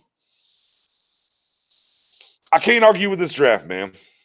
No, a solid draft. You hear every piece, and then there's going to be some quality, good undrafted free agents out there. Very solid. We got the BPA with the first round pick. Greg Newsome, another starting corner right there. Depending what they do in free agency. We got our safety in Washington. Then we got another depth in Paris Ford in case one goes down. And we beef up that defensive line with the DTs. We got our linebacker. We get every piece that we need on defense. I don't see any issues with that. All right. So Jose was here. Other than he said the garbage Paris Ford pick. I like it. Hey, man, we're not going to love every pick or anything else, but, we let the people voice it. We kind of picked some guys. We threw them out there. Right. Let's throw it in there. Ryan said we went heaviest on the weakest link. Makes perfect sense. I tell you what, though, guys, I'm going to run those picks down again. Hey, man, what do y'all like the most? We got Kyle Pitts at 10, Greg Newsome at 49, Darius Washington at 75. I mean, if we get a Darius Washington at 75, I might go streaking like I did during last year's draft with CeeDee Lamb. Marvin Wilson at 79. Tommy at 99, Garrett Wallow 138, Anthony Schwartz 178, the garbage pick from my guy Jose with the Paris Ford at 191. The Taryn Jackson at 225, guys, would be huge. I don't think Taryn Jackson is going to make it to 225, but we're going to allow it for this draft. And then we got Tonga at 236, man. What's your favorite pick, and what's the pick you hate the most? What's the pick you hate the most? What's the pick you like the most? Canner says he likes to pick Tommy at 99. We went value there, Spoon. You said, Spoon, we got there on the board where he was rated. You're like, hey, we can't pass that. And look, and you know what happened is the group said agree with you. They agree with you. They came in. I went for the linebacker from Michigan and McGrone, and you know what? They agreed with the value there, man. Right. That's where it was at. So we got a lot of smart people in here tonight. They went value over need on that situation. Shout out to you, screw you, when you beat me on that one. Ludwig says Wilson's going to be the pick of this mock. Yeah, Marvin Wilson's talent is definitely first round. Right, and a lot of people are down on Wilson, and they forget he had the injury, right? Shoulder. He played through. He had surgery. He kind of played through the injury this year, so he's back to being 100%. Right. And that's a guy that you can maybe possibly get in the third round. And you're right, Spoon. What'd you say? He should probably be a late first round, early second round talent. Yeah, but it's talent, right? Yeah. Let's see. Mendoza with the Wilson Jackson is intriguing. Awesome. Ryan. Oh, yeah, man. You already know, man. We team Pitts in this thing. Well, Pitts gets us a 10. I'm for sure. I'm back-to-back years calling these picks back in January. I'm going to be hyped. Washington, Washington's a land shark, man. I'm super excited. Kind of fits that Earl, right? He's kind of a little smaller, not much, but a little smaller than Earl Thomas when you think about Dan Quinn being up there with the Legion of Boom. And the other thing about him, too, since 2018, he's only given up 6 or 7 first downs on coverage. The fewest in the nation, man. Let's see. Let me get through here. Let me get everybody's responses. Oh, wait, I already got that one. Tyron Church says, love the Washington and Wilson. Hate the last pick in Tonga. I mean, I campaigned for the linebacker, Church. Me and you, brother. I was campaigning for the linebacker. Hopefully he made the free agency and we can just go ahead and bring him in. It's all good. Let's see. Least favorite pick come on. Kenner, you're a fatty guy. No, Spoony. Mark Kenner's hating on a defensive tackle pick. Can you believe this? I mean, I would have picked 3 of them, right? Picked 3 of them. One of them I would have been linebacker. Just the last one. I tried to do that, but it was solid, but it was definitely solid. I just can't believe Mark Kenner's hating on a defensive tackle pick. I can't believe it. Oh, there you go. Yeah, hate's a strong word, man. My time is there you go. Boom. And it passed your bits on fellas. I mean, we're having a good time, man. Kicking it with our people. I just want a true 1 second Chevron would have been my pick there. The ultimate 1 sec. Don't disagree. Michael Pitts for the win. Absolutely. With Pitts. Now I need McCarthy to feed Kellen more play calling notes. Yeah, there you go. Speaking of the Wilson pick. Yeah, man. It's fun times, man. I'm definitely going to do something with that. I'll definitely screenshot it. We'll post it up in the group tomorrow. Have some fun with that. For everybody that rocked with us and went through and did it. And that's what's fun about it. Now, obviously, look, as we're doing these mock Spoon, you already know, free agency. It's going to dictate everything. Going to dictate everything.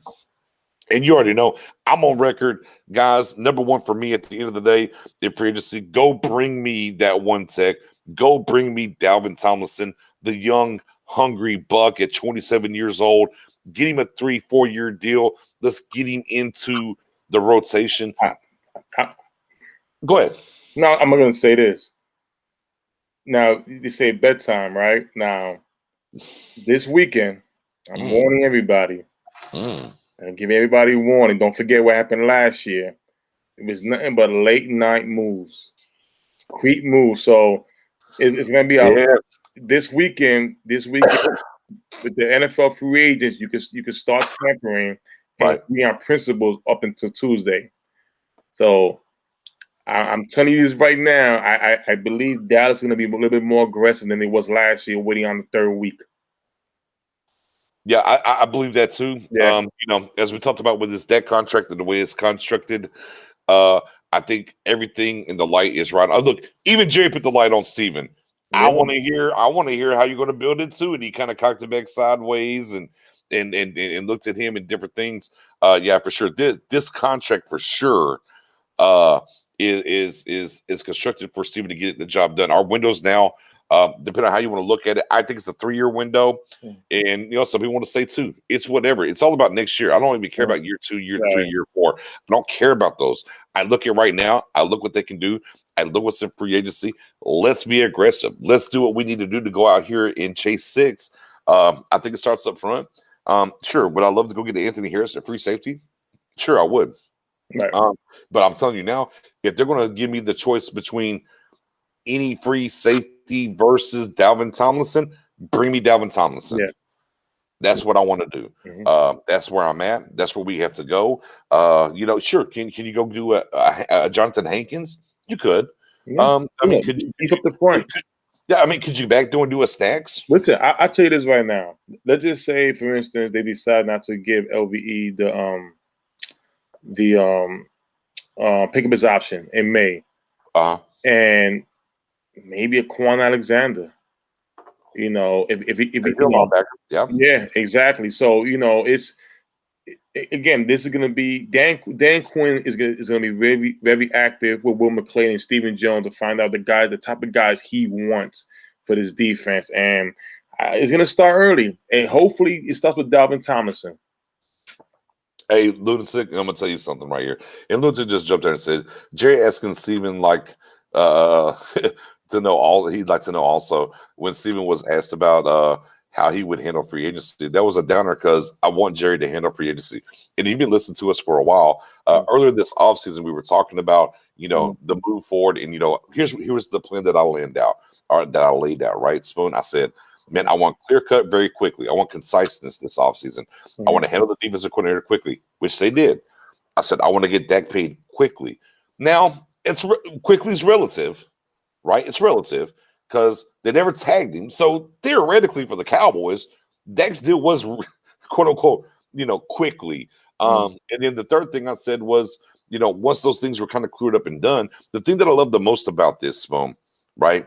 If you stayed around here the last, we were up to about 2025, we're down to 13. If you stayed, here's the nugget for staying here. There's nobody that needs to be paid no more. Mm-hmm. Nobody. Yeah. They're all paid. They're all paid. Yeah. There's nobody that needs a big contract. Amari, Zeke, O-line, D-Law, Dak, they're all paid. They're all paid. It's nothing outside the lines. It's all about inside the lines and going forward. Right. And that's why I wanted the defensive coordinator handled, Dak handled, so we can be zero focused on what we need to do this offseason and go forward and do what we need to do and add the people we need to add to go chase 6 and be legitimate, right? Yeah. And we know we got to stop the run and do those kind of things. But the other thing I said was, as Lunatic's alluding to, what I needed in this free agency, I needed that old Jerry Jones, that 90s Jerry Jones coming down from the booth onto the sidelines in that big old mink coat chilling. I needed that kind of swagger and attack to this free agency class. So Lunatic, now I feel you what you're saying there. Definitely no ifs, ands, or buts about it. Man, that was number one, money wise and value are exactly what we need. Absolutely, he's 20. Look, and again, last year, Spoon, right? Steven did a better job on free agency. Now they didn't pan out. Look, they didn't pan out, but he did for it. He went for a different quality. Right. They were just maybe a little longer in the tooth. Okay, keep that same energy and move a little bit forward and send them 31, 32, 33s. Let's go to those 26, 27, 28s. Yeah, because it was mostly the plan was for them to go 3-4, and that was the issue. Now that we're gonna stay the 4-3 route, I think it's gonna be easier and much more smoother for them to just go out there and get the guys that they want, bang, just like that. Guys was out of position last year, so now with this year, if you go out there, listen, the two biggest things we need is that true one technique and that one free safety.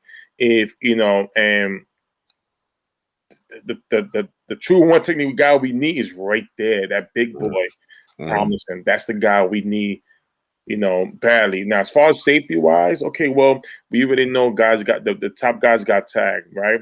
But in there, you still got Malik Hooker, you still got John Johnson, right? Not O'Neal.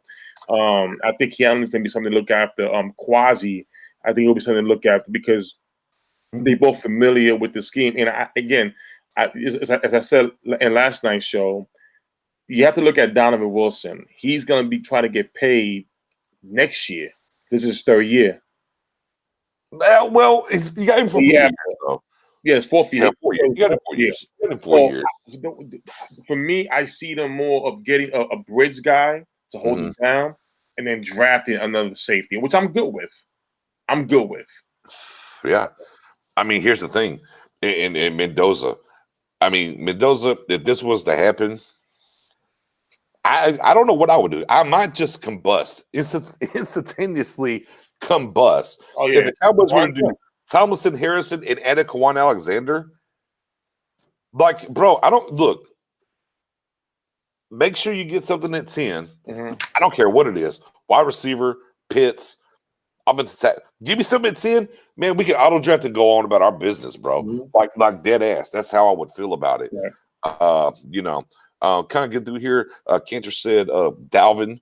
For sure, Davin is option number 2 for me. Yeah, Ron. Yeah. I mean, and that's why we know it's Steven, not Jerry. Like again, once it got to 2013, after we did the whole sign Brandon Carr and then traded up for Morris Claiborne, and we've watched how everything move since then. You know what it is. It's not Jerry no more. And again, I don't need to be Jerry. Look, look, I don't need the Cowboys to go ham. Right. Like I said, again, just go day one and get me a guy. Just go. Look, if it happens to be Harris over Dalvin, I mean, fair. I feel like we can do some work in the draft to do things. But for me personally, Dalvin Tomlinson, I mean, bruh, what you got to do? I mean, go send down the recruit. Do whatever it is that you got to do. Right. Lunatic says, I would settle for Hankins in Short for cheap. Short, my only problem with Short has been he's been super hurt. Yeah. What did he play? 3-4 games last year? Maybe Hankins. Yeah, I'll roll with Hankins. Yeah, okay. I'll roll with Hankins. And he said Thompson might be around 13 million. Sport Rec right now has got him listed at 11.4. Oh. But with the market and where the cap is he going to be 11.4? A lot of these free agents are going to take a 1-year deal. Yeah, it's going to be hard. It's going to be very hard to get these guys on longer tier deals just because they know what the business is. Next year's cap's going to jump over 200 million. They want to get that money. But I'll tell you what, I mean, Sue wouldn't be able to look if they don't get Sue re-signed in Tampa. I'll bring Sue over here as well. I'll take that assessment and draft a guy for sure. But here's the thing for me, man, I'm all in. Tomlinson for 13 million over a 3-4 year deal. Right. Why not? Do it. Why not? What do you got to lose? Man, we're 25 going on 26 years. Do it. Who cares? Right. I don't care about year 2, year 3, year 4. We're talking about next year and this energy right now. Harris is the number 1 safety available. Yeah, absolutely. After everybody got tagged and the fallout, right, Ryan, definitely he's going to be the number 1 guy. And the thing about him is his number might be down soon. He had a down year. Now, I equate that to they had no pass rushers, right? Everson Griffin left, right? Boom, out of there. Their other guy, he was hurt. Oh, I forgot his daggum name. He was hurt and gone all year, the other end. So, yeah, man, I mean, he had a little bit of a down year, but I don't think that's really indicative of his play. I just think they had zero. Daniel Hunter, that's his name, Daniel Hunter. He was hurt all last year. They just didn't have a pass rush. And again, as I keep saying, front set guys, the Bucs won the Super Bowl, right? The Bucs won the Super Bowl. The Buccaneers, real quick, name me 3 cornerbacks. And outside of Winfield, name me a safety. But I know everybody here can name those 4 defensive linemen and those 2 linebackers. That's not even the front 7. That's just the front 6. Come on, man. I'm just saying.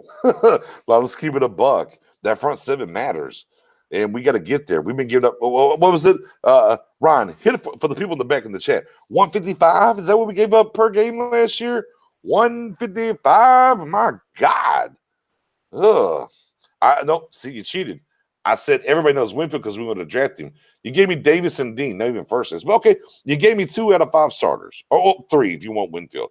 But I bet you can name all 4 D linemen and those 2 linebackers. Mm-hmm. Boom. That's what it boils down to. Michael Pierce was out for them as well. Yeah, very true. Harris down year is because he switched schemes up and he's not playing. Right. Some of that too. But again, no pass rush. That's just where it's at. Exactly why I want every sense to start with an NSA to every free agent with Texas. No state income tax. Yes, it does matter. It definitely does matter. Queen Chicken says, the more you get into the money, it makes you question who is truly at fault for a 26 year or draft. Jerry or Steven? I'm a tight ass Jones. I mean, as Mary Ella, our third wheel of this podcast, will call him Cat Boy, Steven the Cat Boy. At the end of the day, Jerry turned it on. Jerry's going to talk and be the mouthpiece and give you headlines. But all the day-to-day functions and what's going on, hey, man, that's Steven. And Jerry's not going to step on his son's toes. That's just what it is. Mm-hmm. That's all we got to do. Boom. Mendoza, Bama guy with Dalvin Tomlinson. So tell this to go recruit. And also, yeah, Amari too. Absolutely. Go recruit and get this guy in here. Send Dak. Dak said he's ready to go recruit. He's ready. Oh, look, it's Spoon. There's a couple of quarterbacks that want some say in the organization and what they do, right? What are those? They want to get traded. What are those? One's in Texas, I think. Yeah, Russell Wilson. You got Deshaun Watson. Yeah. But they both want some input on the roster, and that's not going to happen. So it's for them to say at the press conference that Dak will be involved, and when they ask Dak says, "Tell me whoever you want, I go out there and get him." Right. That means a whole lot. That means a whole lot right there. So it tells you that they're all in. This window, they want to get this right. And this is why I feel that's today. Today's Friday. Right. And in this weekend, there's gonna be a lot of ingredient principles until next Wednesday at 4 p.m. Right. 3 p.m. East Central Time. You can start negotiate. You can start signing your official contract. So it's gonna be fun. It's gonna be fun week with that. Hey, Spoon. Let me ask you this question. I'm gonna ask this to the chat too. I want y'all's input as well. I'm gonna throw these answers up here, man. And once again, man, we appreciate y'all rocking with us over at Stargang. Hey, man, if you're on YouTube, make sure you hit that sub button, that notification button, man. Share and tell a friend. Man, we are trying to get our dadgum channel up. We just started running it this year, and we're less than 200 subs, man. We're trying to get our YouTube channel up. Obviously, the page is over the page in the group is over 3,000 likes and follows. But if you're on Facebook, man, come join the group, join the conversation, like and follow the page. And we appreciate the support. Keep hitting the likes and shares, man. Thank y'all so much. But here's the question. I want to hear this from the chat as well, Spoon. Mm-hmm. Why do you think it feels different right now? Right? We paid Dak. Fair. We paid Dak. We look at the numbers. Look, and we look at how the numbers are structured even, right? And again, Dak's percentage versus the cap this year, because everybody made a big deal like, well, they paid Dak more than they ever paid Romo, but is lower than Romo's 2016 cap percentage number, right? Right. Why does it feel different within the building to you? Like, it's not because it just paid Dak, in my opinion. There feels a sense of, the thing that nobody's talked about yet. I don't care who you listen to, who you talk to around the world.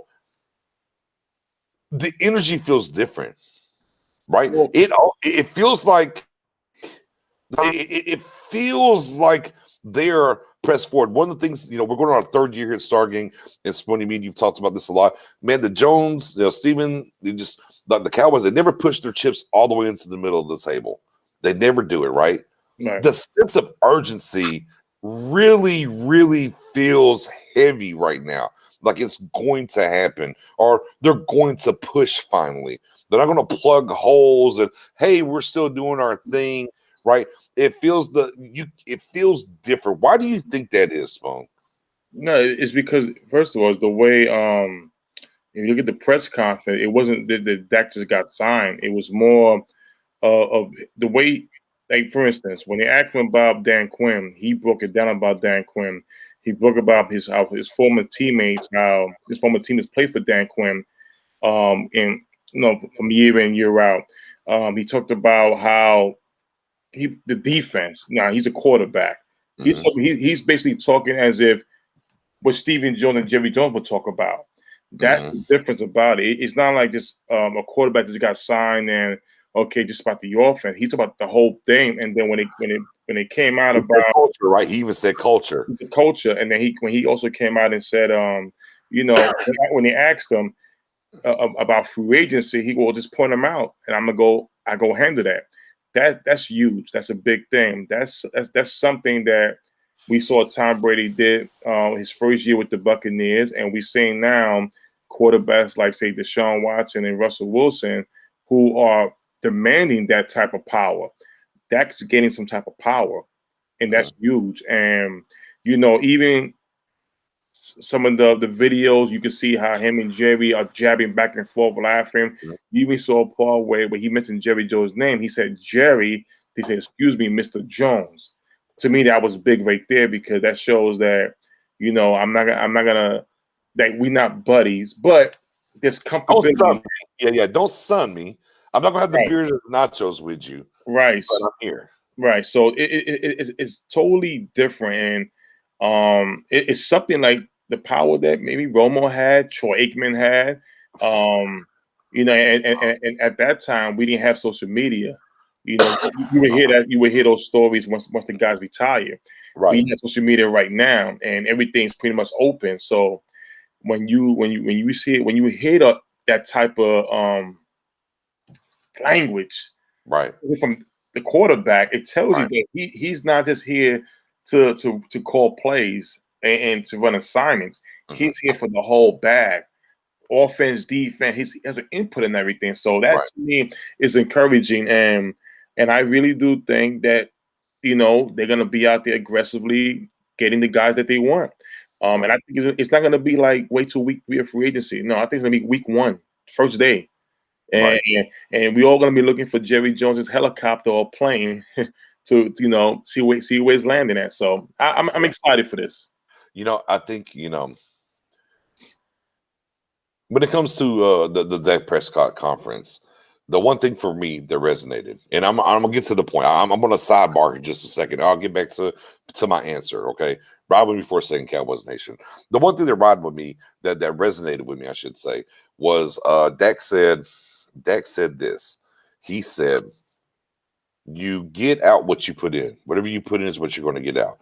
And man, those are words that speak to me as a man. I'm a 42-year-old man that has, been through a lot of different things in my life, whatever. I'm not here to talk about that, but I've lived my life that way. And I believe in that. Like literally, that's my motto. I believe in it.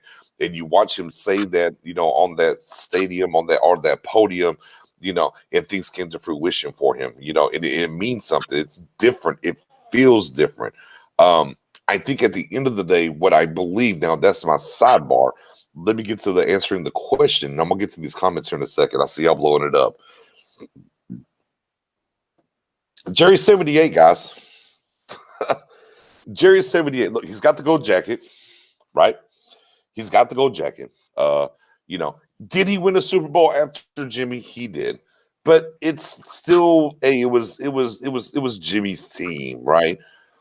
Unequivocally, he wants another one, right? We've heard him talk about it over the years, everything else. They completely whiffed on the Dak rookie contract. So they get they get a little bit of a reprieve here in how Dak is.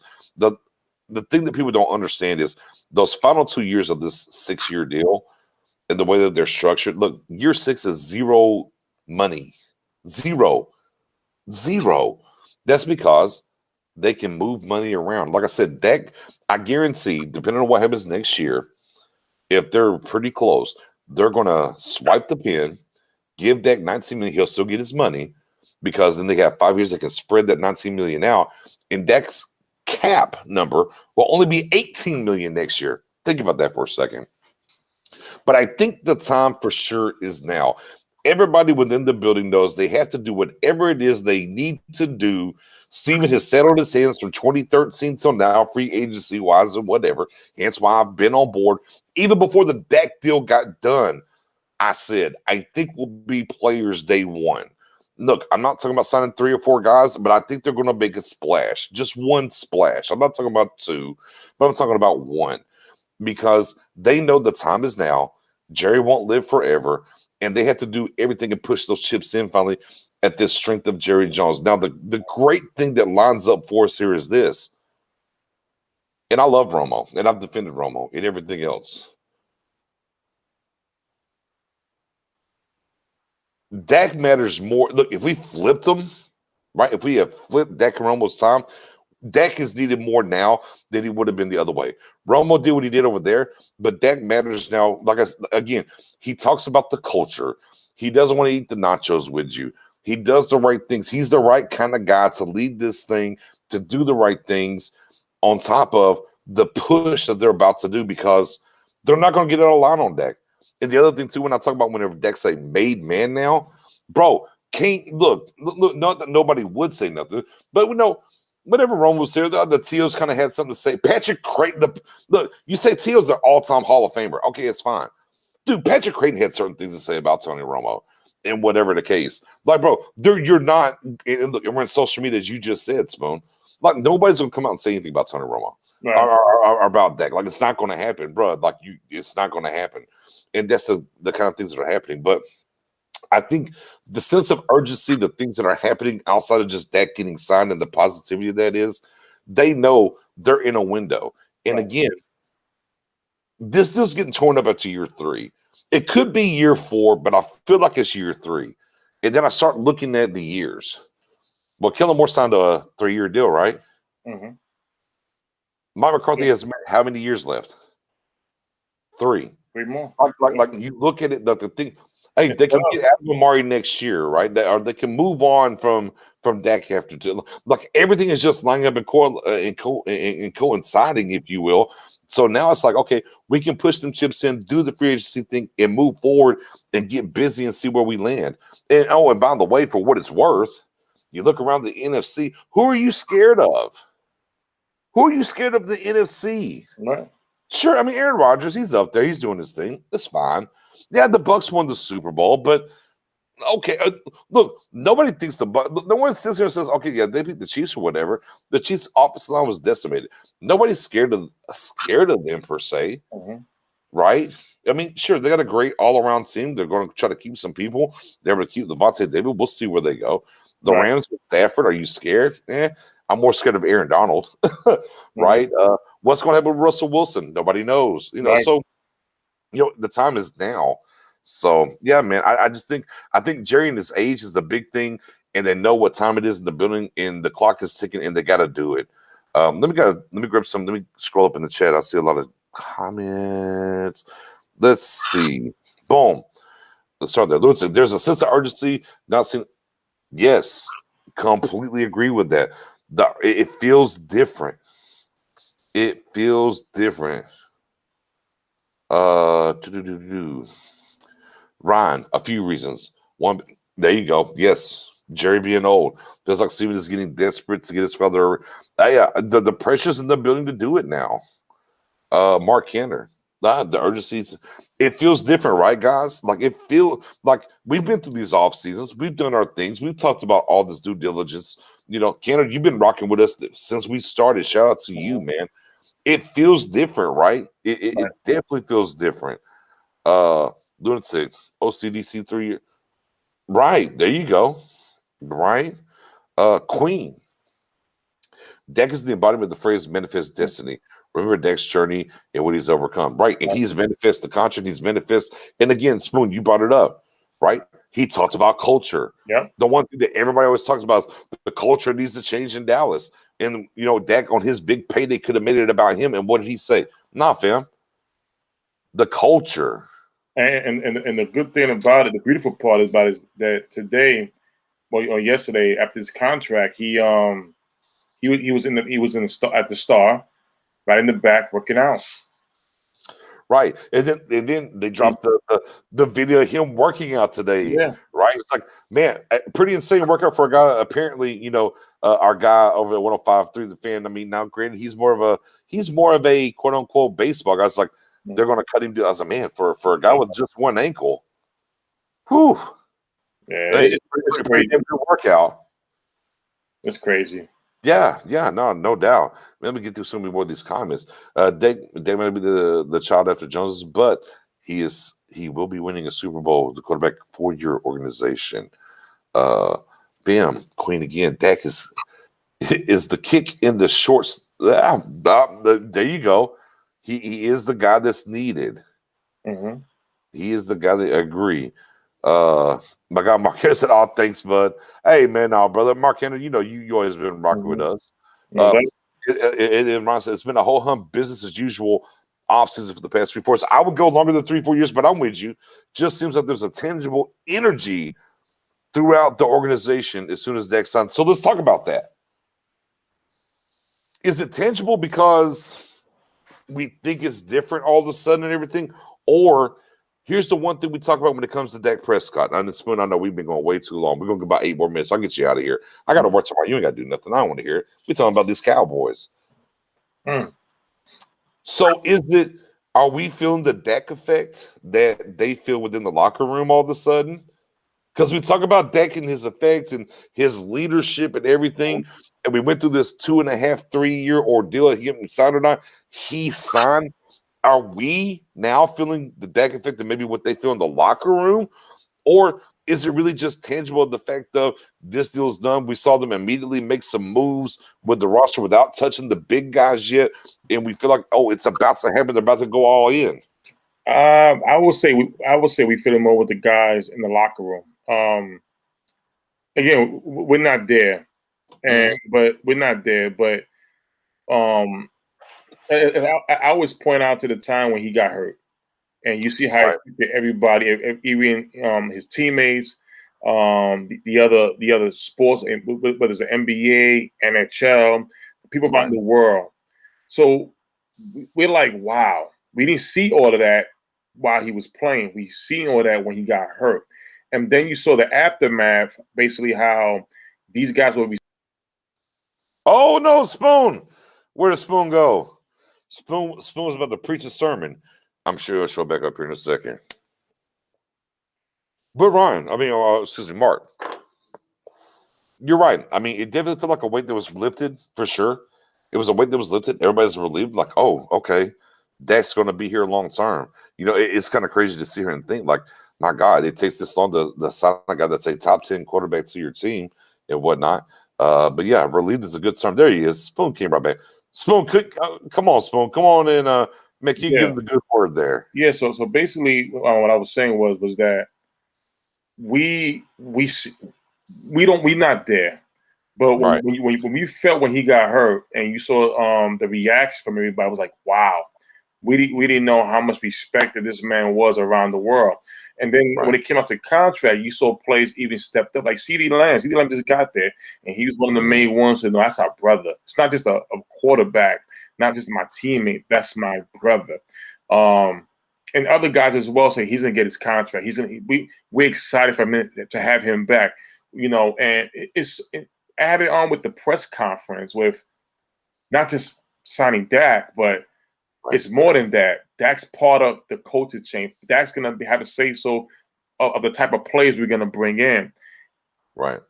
It's not something that we have seen in a long time, to be honest. Right. I mean, the last time we went all in on free agency was when the Cowboys went after like Leonard Williams, the lineman from Arizona. We had like 13 Pro Bowlers that year. That's a long time, very long time.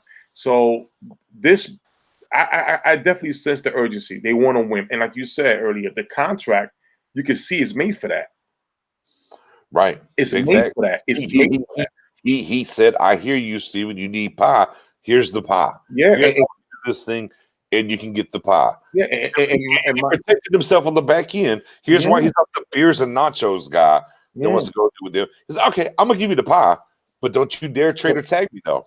See, and that's the key thing. It's basically I scratch your back, you scratch my back. That's what it is. And these first, I don't understand how anybody could say that Dak is overpaid. I really don't. But like, if they think that, let them think that. Watch this weekend. Watch later on tonight. It starts. Right. The party's gonna start. You know, and the thing, and the crazy thing is, you know, and for those that went through the entire time, right? Romo was an anomaly. Right. Be clear. Like, we were in such a drought for a quarterback in Cowboys Nation. Whenever Romo walked through the door and started doing things, we were like, oh my God, we finally are competent at quarterback again. And we fell in love immediately because look at what he's doing and what's going on. Now, to be clear, Romo's a great guy, right? He's a great guy. They didn't do enough, and they didn't put enough around him either, for sure. And that's on Jerry. That's not on Steven. Now that's on Jerry, right? However, Romo was here for the tea, the Jessica Simpsons, right? The Cabos. I mean, hey, everybody has their own little quirks or whatever, but he was. The thing about Dak and the difference between them, and again, I'm hashtag Team Romo. I'm hashtag Team Dak. I did it during the 2016 season, but I'm hashtag star over everything. And your guy next is going to call it right down the middle. Romo, hell of a competitor, undrafted guy, got in the spotlight and enjoyed the spotlight. Hey, look, as excited as he gets about the game and he's announcing games, you can tell he knows. Like, bro, like, you know, he knows people are watching and going to talk about him. And that's okay. That's how he works. Right. I think Dak is just built differently. And he is exactly what we need for this organization right now. Like, Romo wanted to go get to us. Look, even we had the broken, you know, you had broken collarbone. He would go top to top, but I'll see you in February and all that. All right, cool. Right. But you hurt though, bro. Like, you know, do what you got to do. I mean, it's whatever. Right. Like,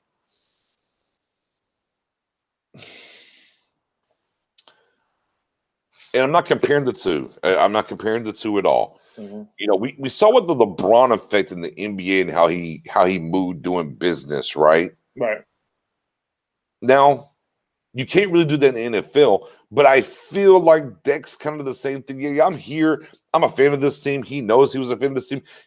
But he wants to make sure things are working right. I call it the LeBron effect to a certain extent. Of it's cool, but hey, we're going to do things the right way, and I'm going to make sure I'm going to try to recruit and do whatever. You know, it's kind of those things that I see from him. Again, somebody said the kick in the shorts, right? Queen, I think Queen said it earlier. He's the guy that it's not just who the Cowboys need as far as we're talking about the team and the fans.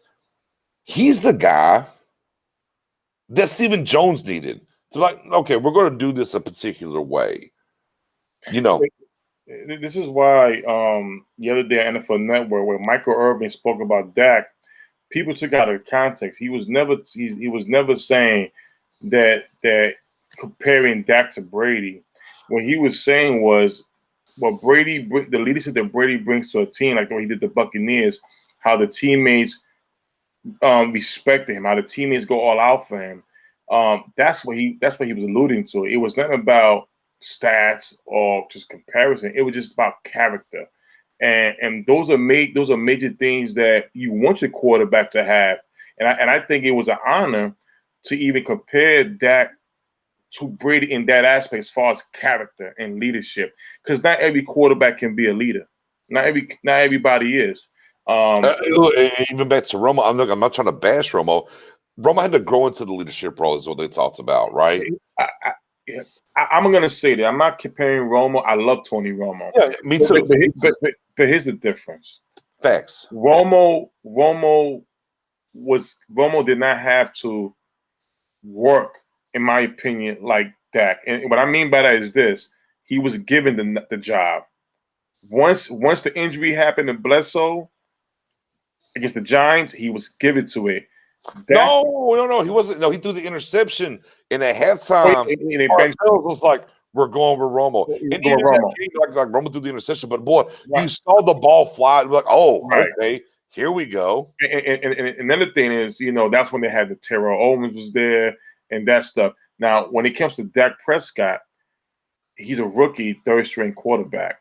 You watch Romo go down. You watch Kellen Moore goes down. He had bigger shoes to fill. And in 2016, he became Rookie of the Year.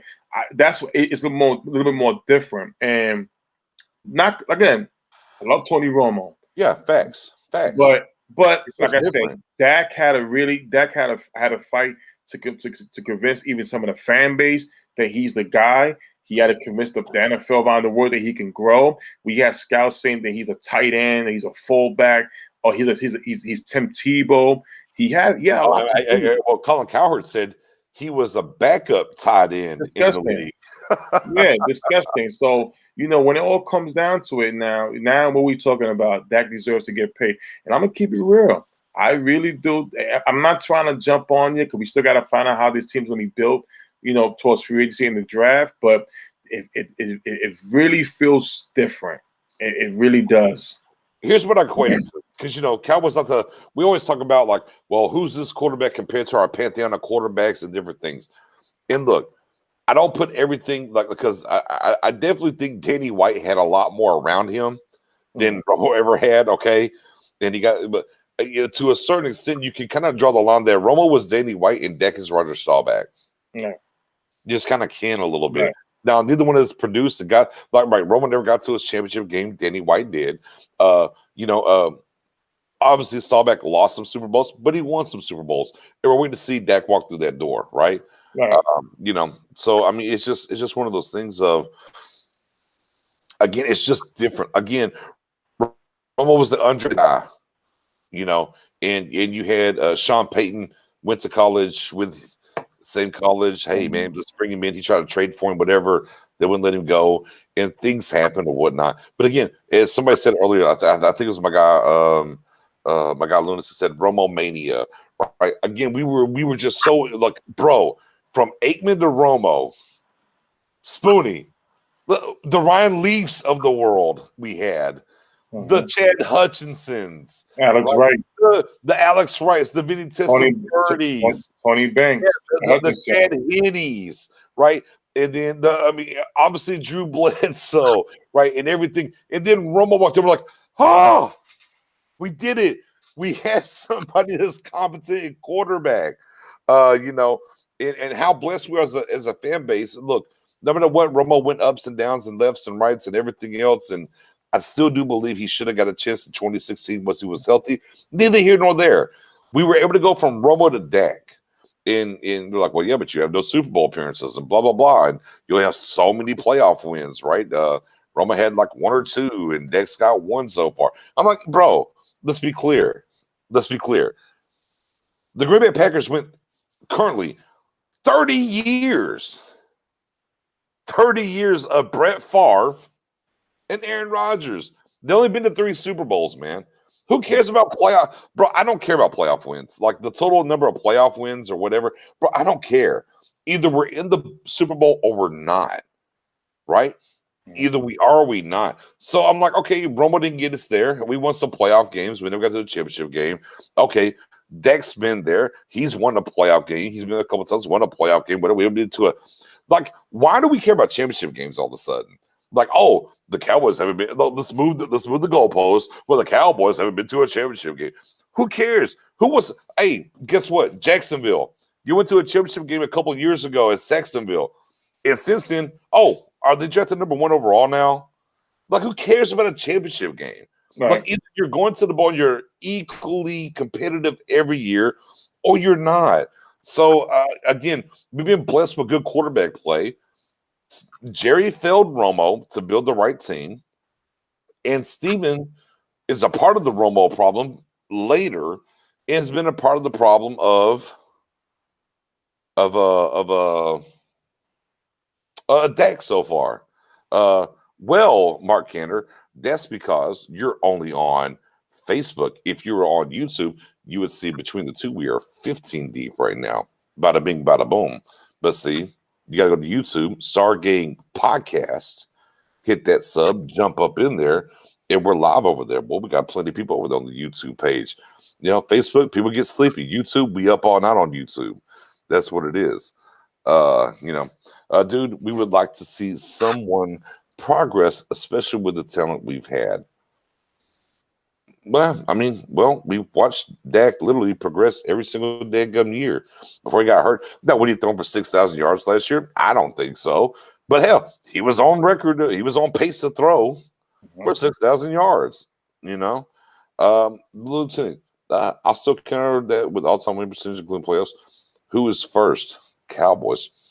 Well, I mean, very true. I mean, we've been so lackadaisical the past 25, going on 26 years of playoffs, this and Super Bowls and whatever. But there's a lot of franchises that wish they had what we had. 100%. There's a lot that wish what we had. Well, sir. I mean, I'm just letting you know, Mr. Kenner. Oh, you mean them playoff wise? Fair enough, Mr. Ryan. Yeah, man. And again, Spoony, you used to have this thing y'all did. What was it called?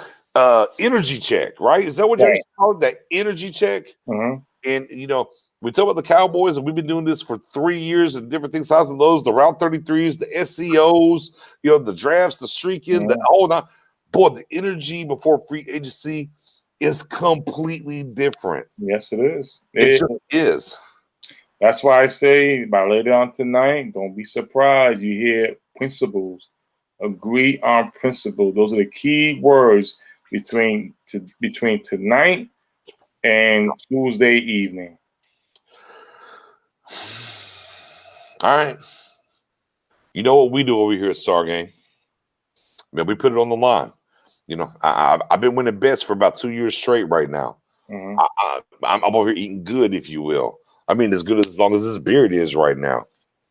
Spoony, you've lost some bets. Mm-hmm. You've won. I think you've won some though. Nah, not at all. No? Okay. Well, I was trying to give you something. All right. Pit of your stomach. And Cowboys Nation is here. All of us, 15 deep, riding here. Man, we 208 Central. Spoony, think about this for a second, man. Look at these Sargent guys, man. Shout out to everybody at the dadgum chat, man. We was just on the phone talking. We decided to jump on. We're never really on this late or at this time. Man, we are 208 Central, 308 Eastern. Man, we rocking 16 deep right now, but we talk about these dadgum Cowboys. Mm-hmm. All right, let's put it on the line, Spoon. Chat, I want to hear y'all too. Chat, I want to hear y'all too. Let me see what y'all do. Let me see what y'all talking about. And low key, Tyler, they let 2 tackles and a center go. But they did draft a guy last year at O-tackle that they're excited about. So they really got to replace one guy. You got to remember, Fisher's probably not going to be ready until maybe August, September, how late he got hurt. Oh, no. We're not doing no 6 hours tonight. I got to work tomorrow. I am the 6-hour guy. I'm ready to rock. But we ain't doing no 6 hours tonight, though. All right, but let's get it on the board. All right, Dak's out of the way. Defensive coordinator's out of the way. Right? We are 0 dark 30, if you will. Right? We're focused now. Mm-hmm. Right? We know what we got. We got them comp picks on deck. Right? We got an extra third, extra fourth, extra fifth. Mm-hmm. Man, okay. We did well. We got 10 picks. 10 picks this draft. 10 picks this draft. All right, Spoon. We structured some things. We got rid of a fullback. Mm-hmm. What we said. Well, what's our cap number? Like 15, 16, 17 million? Where we at? That's 17 between 17 and 19 million, he said. Maybe lunatic. Screw you for that. Don't judge me. All right. So where we at? So 15, 17 million. Mm-hmm. 16. We'll split it down the middle. 16 million. All right, man. Are we players or no? Are we going to day one sign a guy? Players.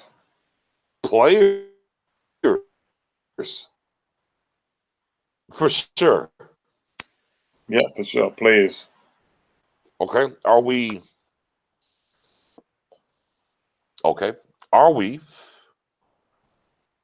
one player or 2 players in the first few days? One player. One player. One major player. One major. Yeah, I think it's Tyler Edwards, don't you come in here and crap on our train. We did our mock draft earlier, And guess what? Pitts was there at 10, and we took Pitts. I don't want to hear it. Shout out to you for tuning in, man. Make sure you hit that sub button while you're here. So we're players. Yep. We're players. We're definitely players. Ryan said 4 years, $12 million per. Woo, jumping out the window. Ryan, splash and free agency, use comp pick to get to 5 picks in the top. That's my God. See, me and Ron be on it, man. We really need 2 key free agents. Don't mean that they're supposed to be day one. Yes, not day one. Right. We freed up money. We're going to be day one free agent players. But I will believe it more when we cut Chris Jones. Oh, yeah. The Jones thing is happening for sure. Cornerback mid-tier. Tyrone, let me ask you real quick. Would you consider Cheeto to be a mid-tier guy that you would bring back instead of going to free agency?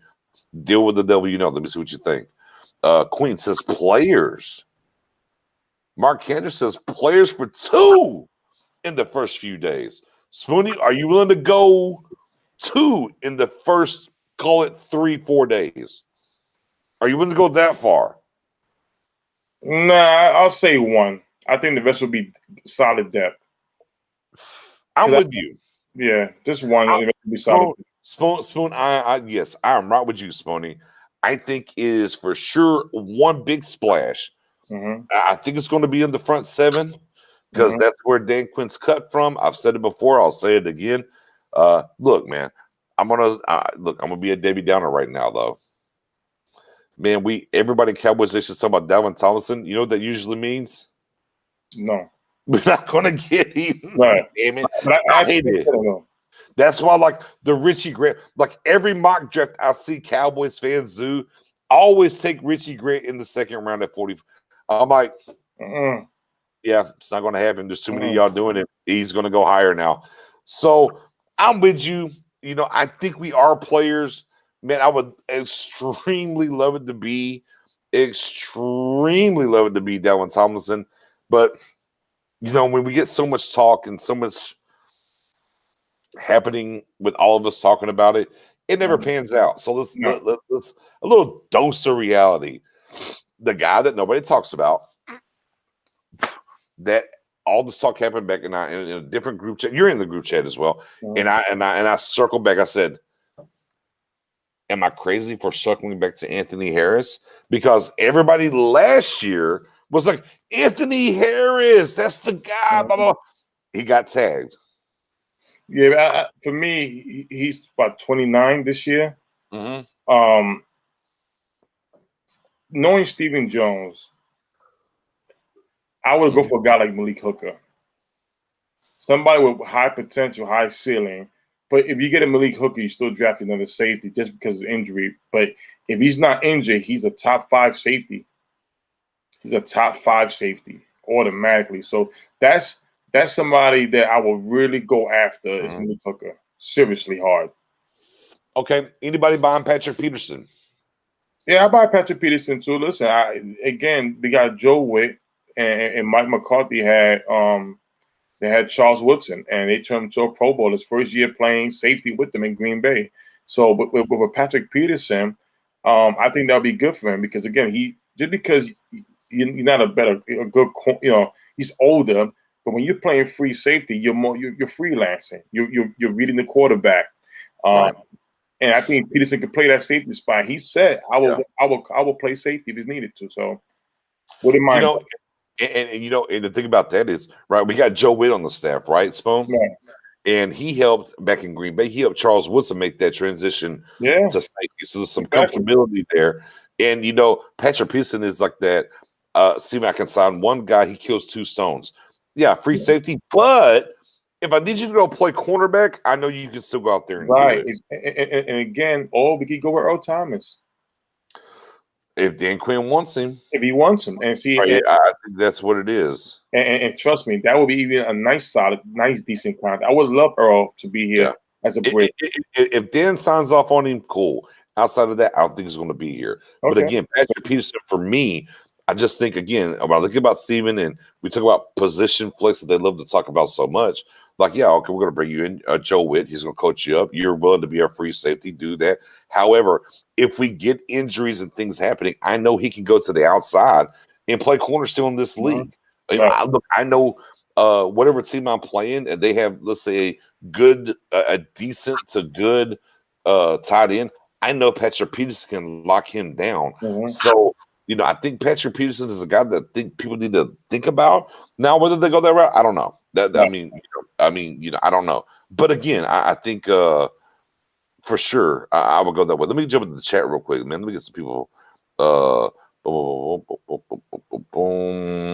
Yo, that's why you got to go get Grant. I mean, again, I just don't think it's going to happen. Jonathan, Church, look, if Hankins is the pick, me and Spin are going to be like this right here. Thank you. Yes. We are completely all the way in on Hankins as well. Again, the other side of the age group, and that's the worrisome side. But he's yet to not show improve, especially against the run. But I mean, the trophy, right? Dalvin, but boy, everybody's talking about Dalvin, so I just don't know.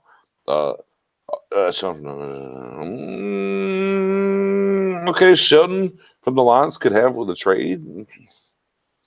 Okay, I mean, okay. I mean, if Danny Shelton's available, I'm not. Are you mad at Shelton? No, not at all. Yeah, okay. I just wanted to check you. Hassan Reddick, to me, funny about Hassan Reddick is he was definitely on the Cowboys draft board for sure. Kind of went a little bit higher than some people thought, if I'm not mistaken, in that draft. From what I saw from his Twitter, I do think he is going to be available this free agency. Yeah, he is. Ryan Hopkins with a great question, Spoon. I'll let you. I'll tell you what, Spoon. I'm gonna let you jump on it first. Do you guys think that we can bargain shop being the cap is down? Yeah, we definitely can. Listen, that's Stephen Jones's his best thing is a bargain shop. But we don't want him to bargain shop. We want him to get at least one major guy. Yeah, we could definitely bargain shop. There's guys. There's even guys who maybe for a trade that they were in team situations that they feel that the team doesn't want him. Like I'll give you a perfect example. We're hearing Jeff Okudah from Detroit Lions that because of the scheme they're gonna run, they don't want him, and he was a top 5 pick last year. You also talk about Darren James. Now we all know Cowboy Nation was more higher. I mean, I was over LVE, but he may be available for trade because the Chargers want to go a different directions. So and he's been beat up. He's been beat up. So those are the things that Stephen Jones would definitely go for, those type of bodies, but still address the same position in the draft. They'll be bridge. Yeah. If it isn't out, we got that. So yeah, I mean, I do wonder a little bit when you talk about that. Steven did mention availability. Interesting that he brought that term up, but no, I think this. I do. Here's the one. Again, one of the things the draft, at 10 doesn't line up for us for what we need, right? Defensively, there's not the Chase Youngs there. There's not the Jalen Ramsey. There's not the Aaron Donalds. I mean, shout out to Orlando Skandrick on FS1 saying, "Oh, the Cowboys should go get him Aaron Donald at 10." I'm like, "Yeah, cool. That's great." That means he's not watching. He's not watching. Yeah, it's like great, Orlando. Sure. I mean, who doesn't want to get Aaron Donald at 10? Guess what? Newsflash: there's not one there. Maurice Jones-Drew had us taking Jeff Holland from Oregon at 10. I don't like it. Get it out of here. I mean, I don't see that. Give me the Joker. I don't like it. Yeah. But the one thing about Ryan said here is bargain shopping with the cap is down. The one thing I do believe about this year in this free agency is there's going to be a lot of guys take 1-year deals just to get back into free agency because the cap's going to jump next year over $200 billion. Perfect example. Yeah. Go ahead. It was what's his name from it was Poe, and it was another defensive tackle. There was something going on that year. They all took 1-year deals. So yeah, it's gonna happen the same thing, but that's fine. That's even great. That's even great. Right. And of course, I mean, there's so much talent that's going to flood it because people have got to cut and do whatever because of the lower cap and different things and whatnot. We're seeing it already with different offensive linemen getting cut and everything. So yeah, I think you can't. Here's the thing. I think I'm not going to shove tier 1 guys' money down to tier 2. What I do think is tier 2 guys' money. Yeah, is definitely going to drop. Oh yeah, of course, for sure. Yeah. And that's where Steven can kind of make hay. So yeah, no, I do believe, right? I do believe. Forget just us bargain shopping. I think the league in general, right, is going to be able to get some guys a lot cheaper. It'll be 1-year deals, but it'll be a lot cheaper if the cap wasn't messed up how it is. Right. But part 2 of that is this. And Spoonie, this is something you spoke about a lot for our longtime listeners. Hey, when that guy's behind center, you want to come play for cheaper. Yeah. You want to come play for cheaper because you got him? Yeah, I'll come play. Look, think about it for a second. Let's say Russell Wilson, right? And you want to put Deshaun Watson ahead of Dak. Let's just say that. All right. So number 1 is Patrick Mahomes. They are who they are. Number 2, Aaron Rodgers. Anybody? Okay. Number 3, Russell Wilson. Okay. Number 4, Deshaun Watson. Look, if you want to put Tom Brady there at 5, okay, that's fine. Then it's Dak Prescott at 6. You can't put nobody ahead of him. Look, appreciate you, Josh Allen. It was 1 year. We got to wait till you get a number 1 quarterback, wide receiver there, Lamar Jackson. Baker, no. Hey, you got a ton of weapons. You're not better than Dak. It's fine, right? So Dak's 6. But 2 of those guys in front of you don't want to be where they're at, apparently. I'll give you this. Attractions count. If what Ryan said earlier, Ryan came out and said earlier that can we bargain shop with this year's cap? I'll give you this. If players are willing to take 1-year deals, right, to play for that 1 year, they're gonna use that 1-year deal to also play for a contending team. Not only that, they're also gonna look at teams that have issues. You have an issue in Green Bay about how Aaron Rodgers and the situation is going on over there. You have an issue, and he wants another contract. You have an issue with Russell Wilson and management, how he's not giving enough power to have a say so, and he's angry about the offensive line situation, right? So that takes him out of the equation. When it comes to Dak, and everybody saw the press conference, you saw he's part of everything we're gonna do. Every decision, it runs by him. That tells you now if a defensive player wants to go over there, he's going to say, well, how would I fit on that defense? I know that offense is going to be very good. We know that. But if I go on this defense, would it be better with the guys that we have? Yes, it will. You're going to have you may have a lot of good guys, short contracts, 1 or 2 year deal, want to play for the Dallas Cowboys. And that's the Dak effect. Right. Boom. John Johnson III, obviously available. A little banged up last year, but available. Thoughts on him? For me, what I will say is I'm taking him over Neal. I know Neal's going to get the draw because of Dan Quinn. I'm taking Johnson III over Neal. Spoonie? Yeah, I would take him over Neal. And the reason why is because Donovan Wilson could play both safety spots, but I like him more in the box.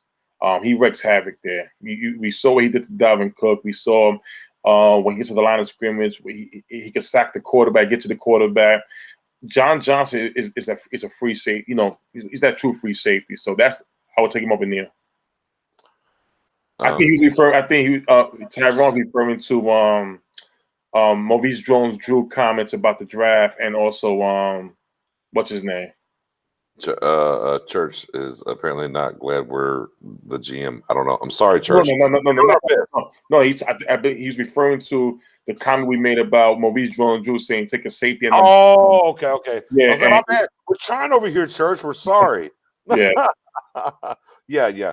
Holland is asinine. Steve going to work his magic deal because he's going to take us. Well, he's been hurt a lot. Yeah, hurt a lot. So he's 4 years old. He's in the first 2 years. For PFF, he was ranked top 5 in both years. No doubt.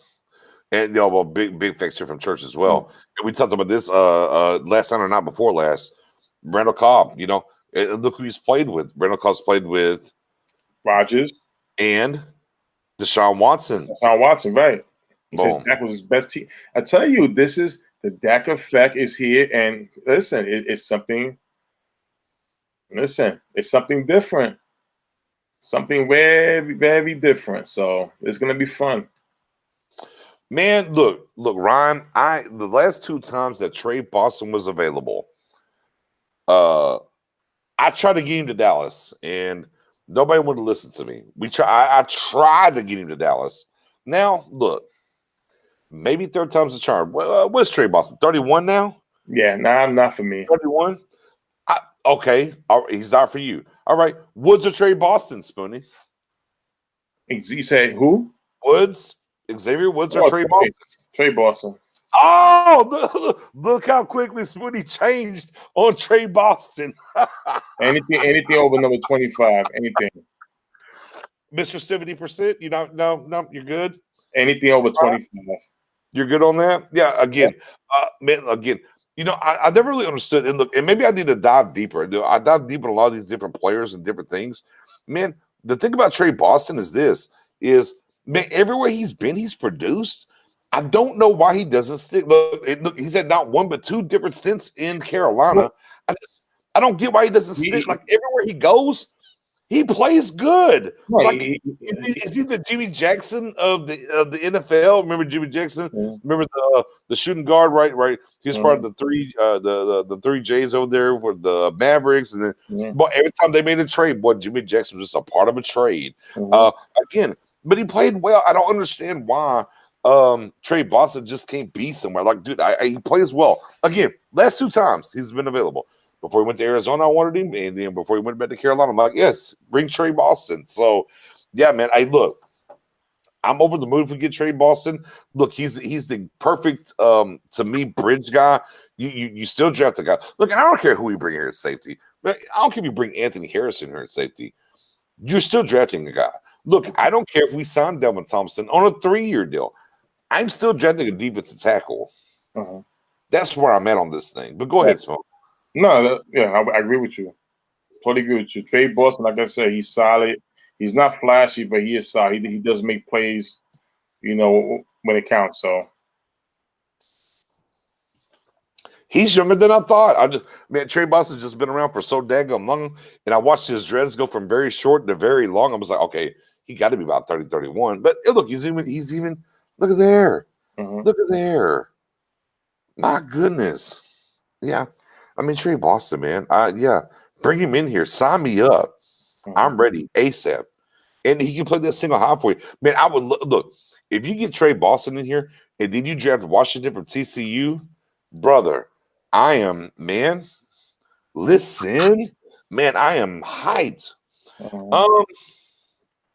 What free agent offensive position you think we looking at? O-lineman? We got to decide what backup quarterback is, right? Let's be clear there. We got to figure out, is it double G? Ben DiNucci is going to be on the roster. Is Andy Dalton look? I'm cool with Andy Dalton being the backup again. I'm cool there. If he doesn't get the deal that he needs, yeah, man, bring me back Andy Dalton. I like double G as well, but I think backup quarterback needs to be figured out. Hey, look, if you want to go get another running back for the low and not draft one, I guess I'm okay there. I guess we could talk about swing tackle, but you can probably go do that in the draft per se. Offensive wise, that's where I'm at, Spoon. Anything in free agency offensively you want to do?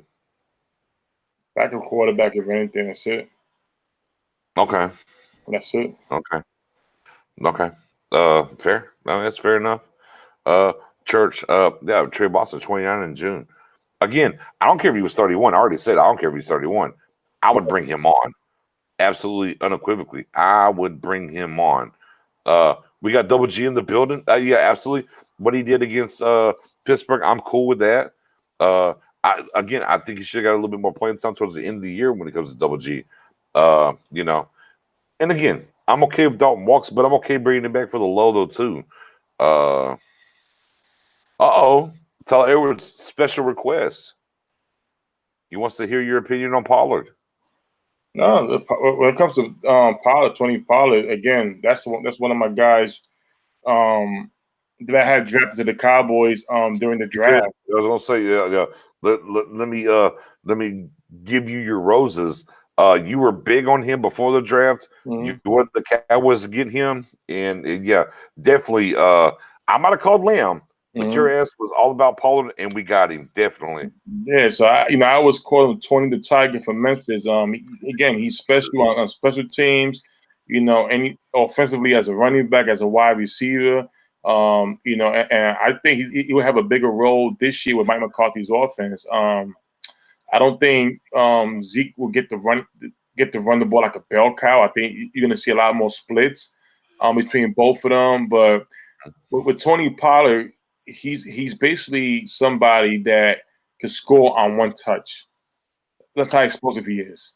Home run capability. Always a home run hitter who'll stretch the field out for you instantly. So that's stud, all the way stud. Yeah, I mean, I don't think Pollard should be and I don't think anywhere he goes, he's a RB1. I don't think that. I think in the right position, again, he's a home run hitter.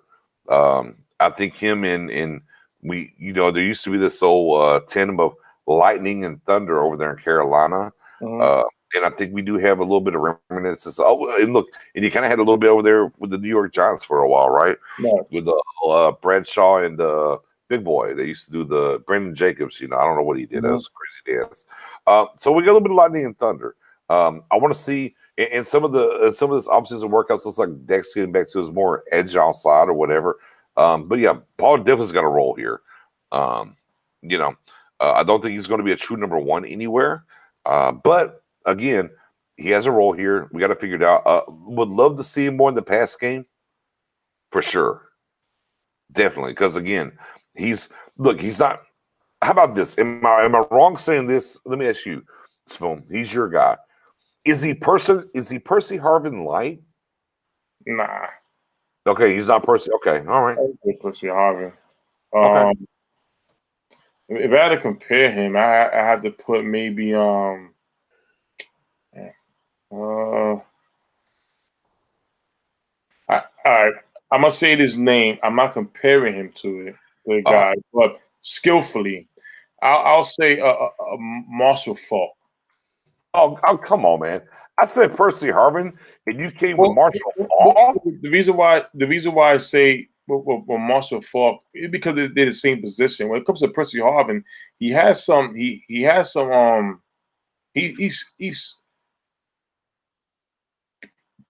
right.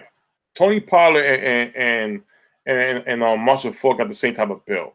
Percy Harvin is kind of he's squatty. He's squat. Yeah, so that's the only reason why. Fair enough. Or Reggie Bush.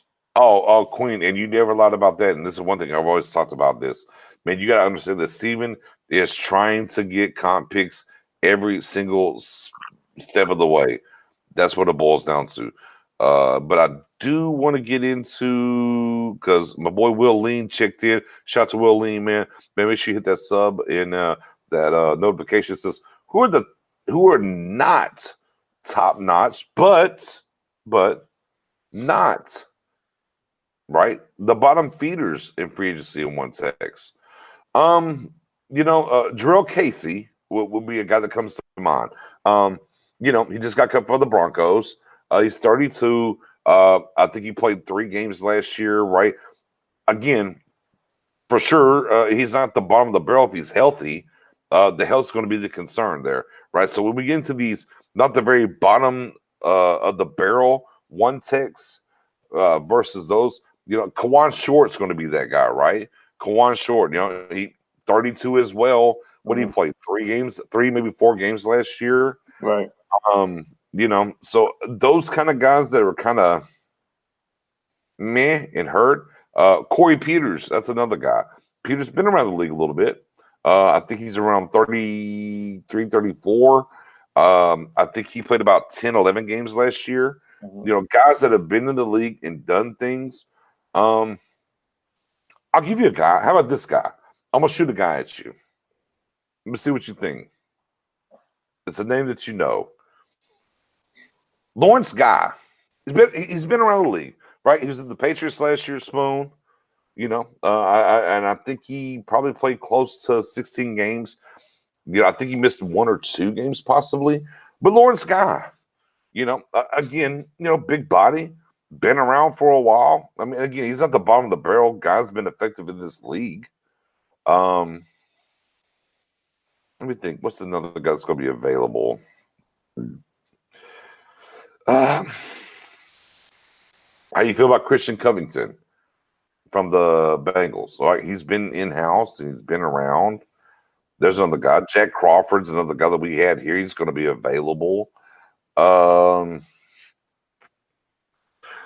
think if we're talking mid-tier guys, not the bottom of the barrel, not the top of the barrel, right? The top is Dalvin Tomlinson, right?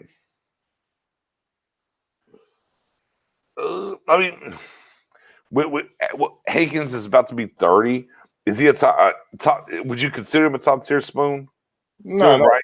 I think Tomlinson separates from everybody else, in my opinion. You have guys that maybe. What about Sue at 34? Sue at 34, still a top tier guy? Of who? Sue. No, he's not a top tier guy anymore. He's a big name, but he's not the same. He's the age. That's about it. Just the age alone. The age alone, I don't consider him a top tier guy anymore. But he could definitely contribute. Right. I got another way it talks about, and he's had some success over there in Cleveland. Larry. Was it Ogojabi? Mm-hmm. I think he's around 27, 28. A little bit of a younger guy, a mid-tier guy that could come in and do some work. But just a couple of names and do whatever you do. Sheldon Rankins is out there. Again, Sheldon Rankins falls under that. How many games did Sheldon Rankins play last year? That guy's missed some games too throughout his career for sure. But he'd be a mid-tier guy, right? Right.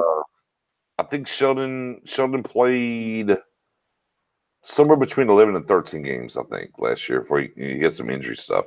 So, yeah, there's some guys. Yeah. Boom. As Tyler said, good in spurts because they're old. That's fair. That is absolutely fair. But yeah, man. Spoon, man, we've been going for 2 hours and 38 minutes. How do you feel? You need to go a little bit longer? You good? I'm good. I'm tired. Fair enough, man.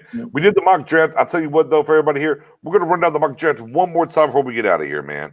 We're going to do it one more time.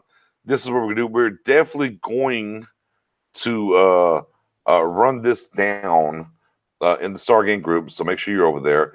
We put it to the people, if you will. We kind of picked our guys and then went back and forth. But at number 10, we took Kyle Pitts, going to help the red zone. He's going to be great in the middle of the field. We got our quote-unquote Travis Kelce, if you will. Then on the second round pick, we traded 5 spots down from 44 to 49, right? That's what we did? Mm-hmm. Okay. And at 49, we took Greg Newsome the second, cornerback Northwestern. We picked up the 75th pick. We got Adarius Washington for safety. At 79, we went defensive tackle. It's going to get really beefy the rest of this draft.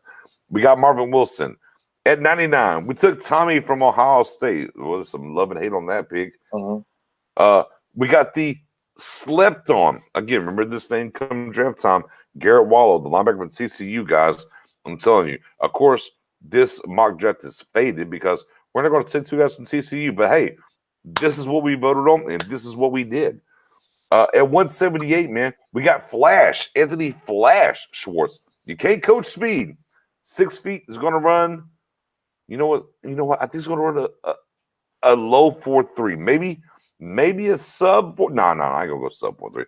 He's going to run a low 4.3, though. We went back in on safety at 191. Got us Paris Ford, Mr. Ford Tough from Pittsburgh. Then we got the darling of the Reese's Senior Bowl actual game. The edge from Coastal Carolina, Taryn Jackson. And we finish it up at 2:36 at the very tail end with a little more beef. We're tired of the gifts that say easy money, right? We are completely out on giving up 155 yards per game. So we went and got Mr. Tonga, another defensive tackle from BYU, right? Hell of a draft. We definitely appreciated everything. Everybody voted and what happened. Man, we had a good time, man. Again, this is spur of the moment. We didn't even plan this, Spoon. We just said, you know what? Now we having a late night Cowboy talk. You know, let's bring the people on. Mm-hmm. Let's bring the people on. And of course, that's what we did. Man, Tyler Edwards loves this. Wallow is nice. You're absolutely right, man. Slept on, man. Great pick at linebacker, I think. Man, shout out to my guy Mark. Man, Fatty's in the building, Mark Cannon. Mm-hmm. You know what it is. I'm still going to see you those picks tomorrow of those dolls. You know, you already know. We already talked about it. Yeah, man. Hey, Ron, man, teamwork does make the dream work. Man, let's pay some bills, though, Spoon. Hey, Facebook, Stargame Group, man, come join the group. We're over 3,000 strong. Low key, we're a smidge under 3,000 likes and follows for the Stargame page on Facebook. I'm starting to do a lot more content. Spoonie is what we're doing. A lot more content over on the page. We're still in the group and doing everything. Make sure you go like and follow the page, though. And then, of course, man, this YouTube grind is hard. Mm-hmm. We dual cast Facebook, YouTube. Man, we need subs and likes and sharing on the YouTube page, man. Please, Stargame Podcast is what the YouTube page is. Please hit a like, follow. I'm begging. Here I am, like Bernie Sanders. I am once again asking you to go to Stargame Podcast on YouTube. Like, follow, sub, share it, tell a friend to tell a friend. Man, over there on, Ryan, Mark, I see y'all. Twitter, your_guy_next man. Come follow me. Spoonie, Spoonie881 over there on Twitter. Yes, sir. Yeah, go follow my guy Spoonie as well, man. He's getting active. He's getting spicy over there on Twitter. I like it. Spoonie, what do you got for the people before we get out of here, man? Oh, the fun is about to begin this weekend. Oh, it is. Because why? Mm-hmm. Free agency time. Yeah, let's get it, man. Dex in the building. He's not overpaid. We had a great night, man. Over 2 hours. Impromptu, man. Y'all showed up and showed out for us all night long. Man, we appreciate y'all again, as we always say. Without y'all, there's no us, man. And we love doing what we do. Thank y'all so much. Every Wednesday during the off season, 8 o'clock Central, 9 o'clock Eastern, you'll catch me, Spoonie, Mariella with the Cowboys Report. But if you hit the like and follow and notifications on either one, if we happen to go live like we did tonight, I mean, you gotta take part in a community voted mock draft. I'm laughing because that's what you gotta do, Spoon. On Twitter, you gotta make sure, because I got Pitts at 10. You gotta change that little name. The 88 was into No X Woods. That's what you gotta do. You gotta change it for the people, man. You gotta speak it into existence. Catch y'all Wednesday. Hey, man, rest of the weekend's gonna be live. You might see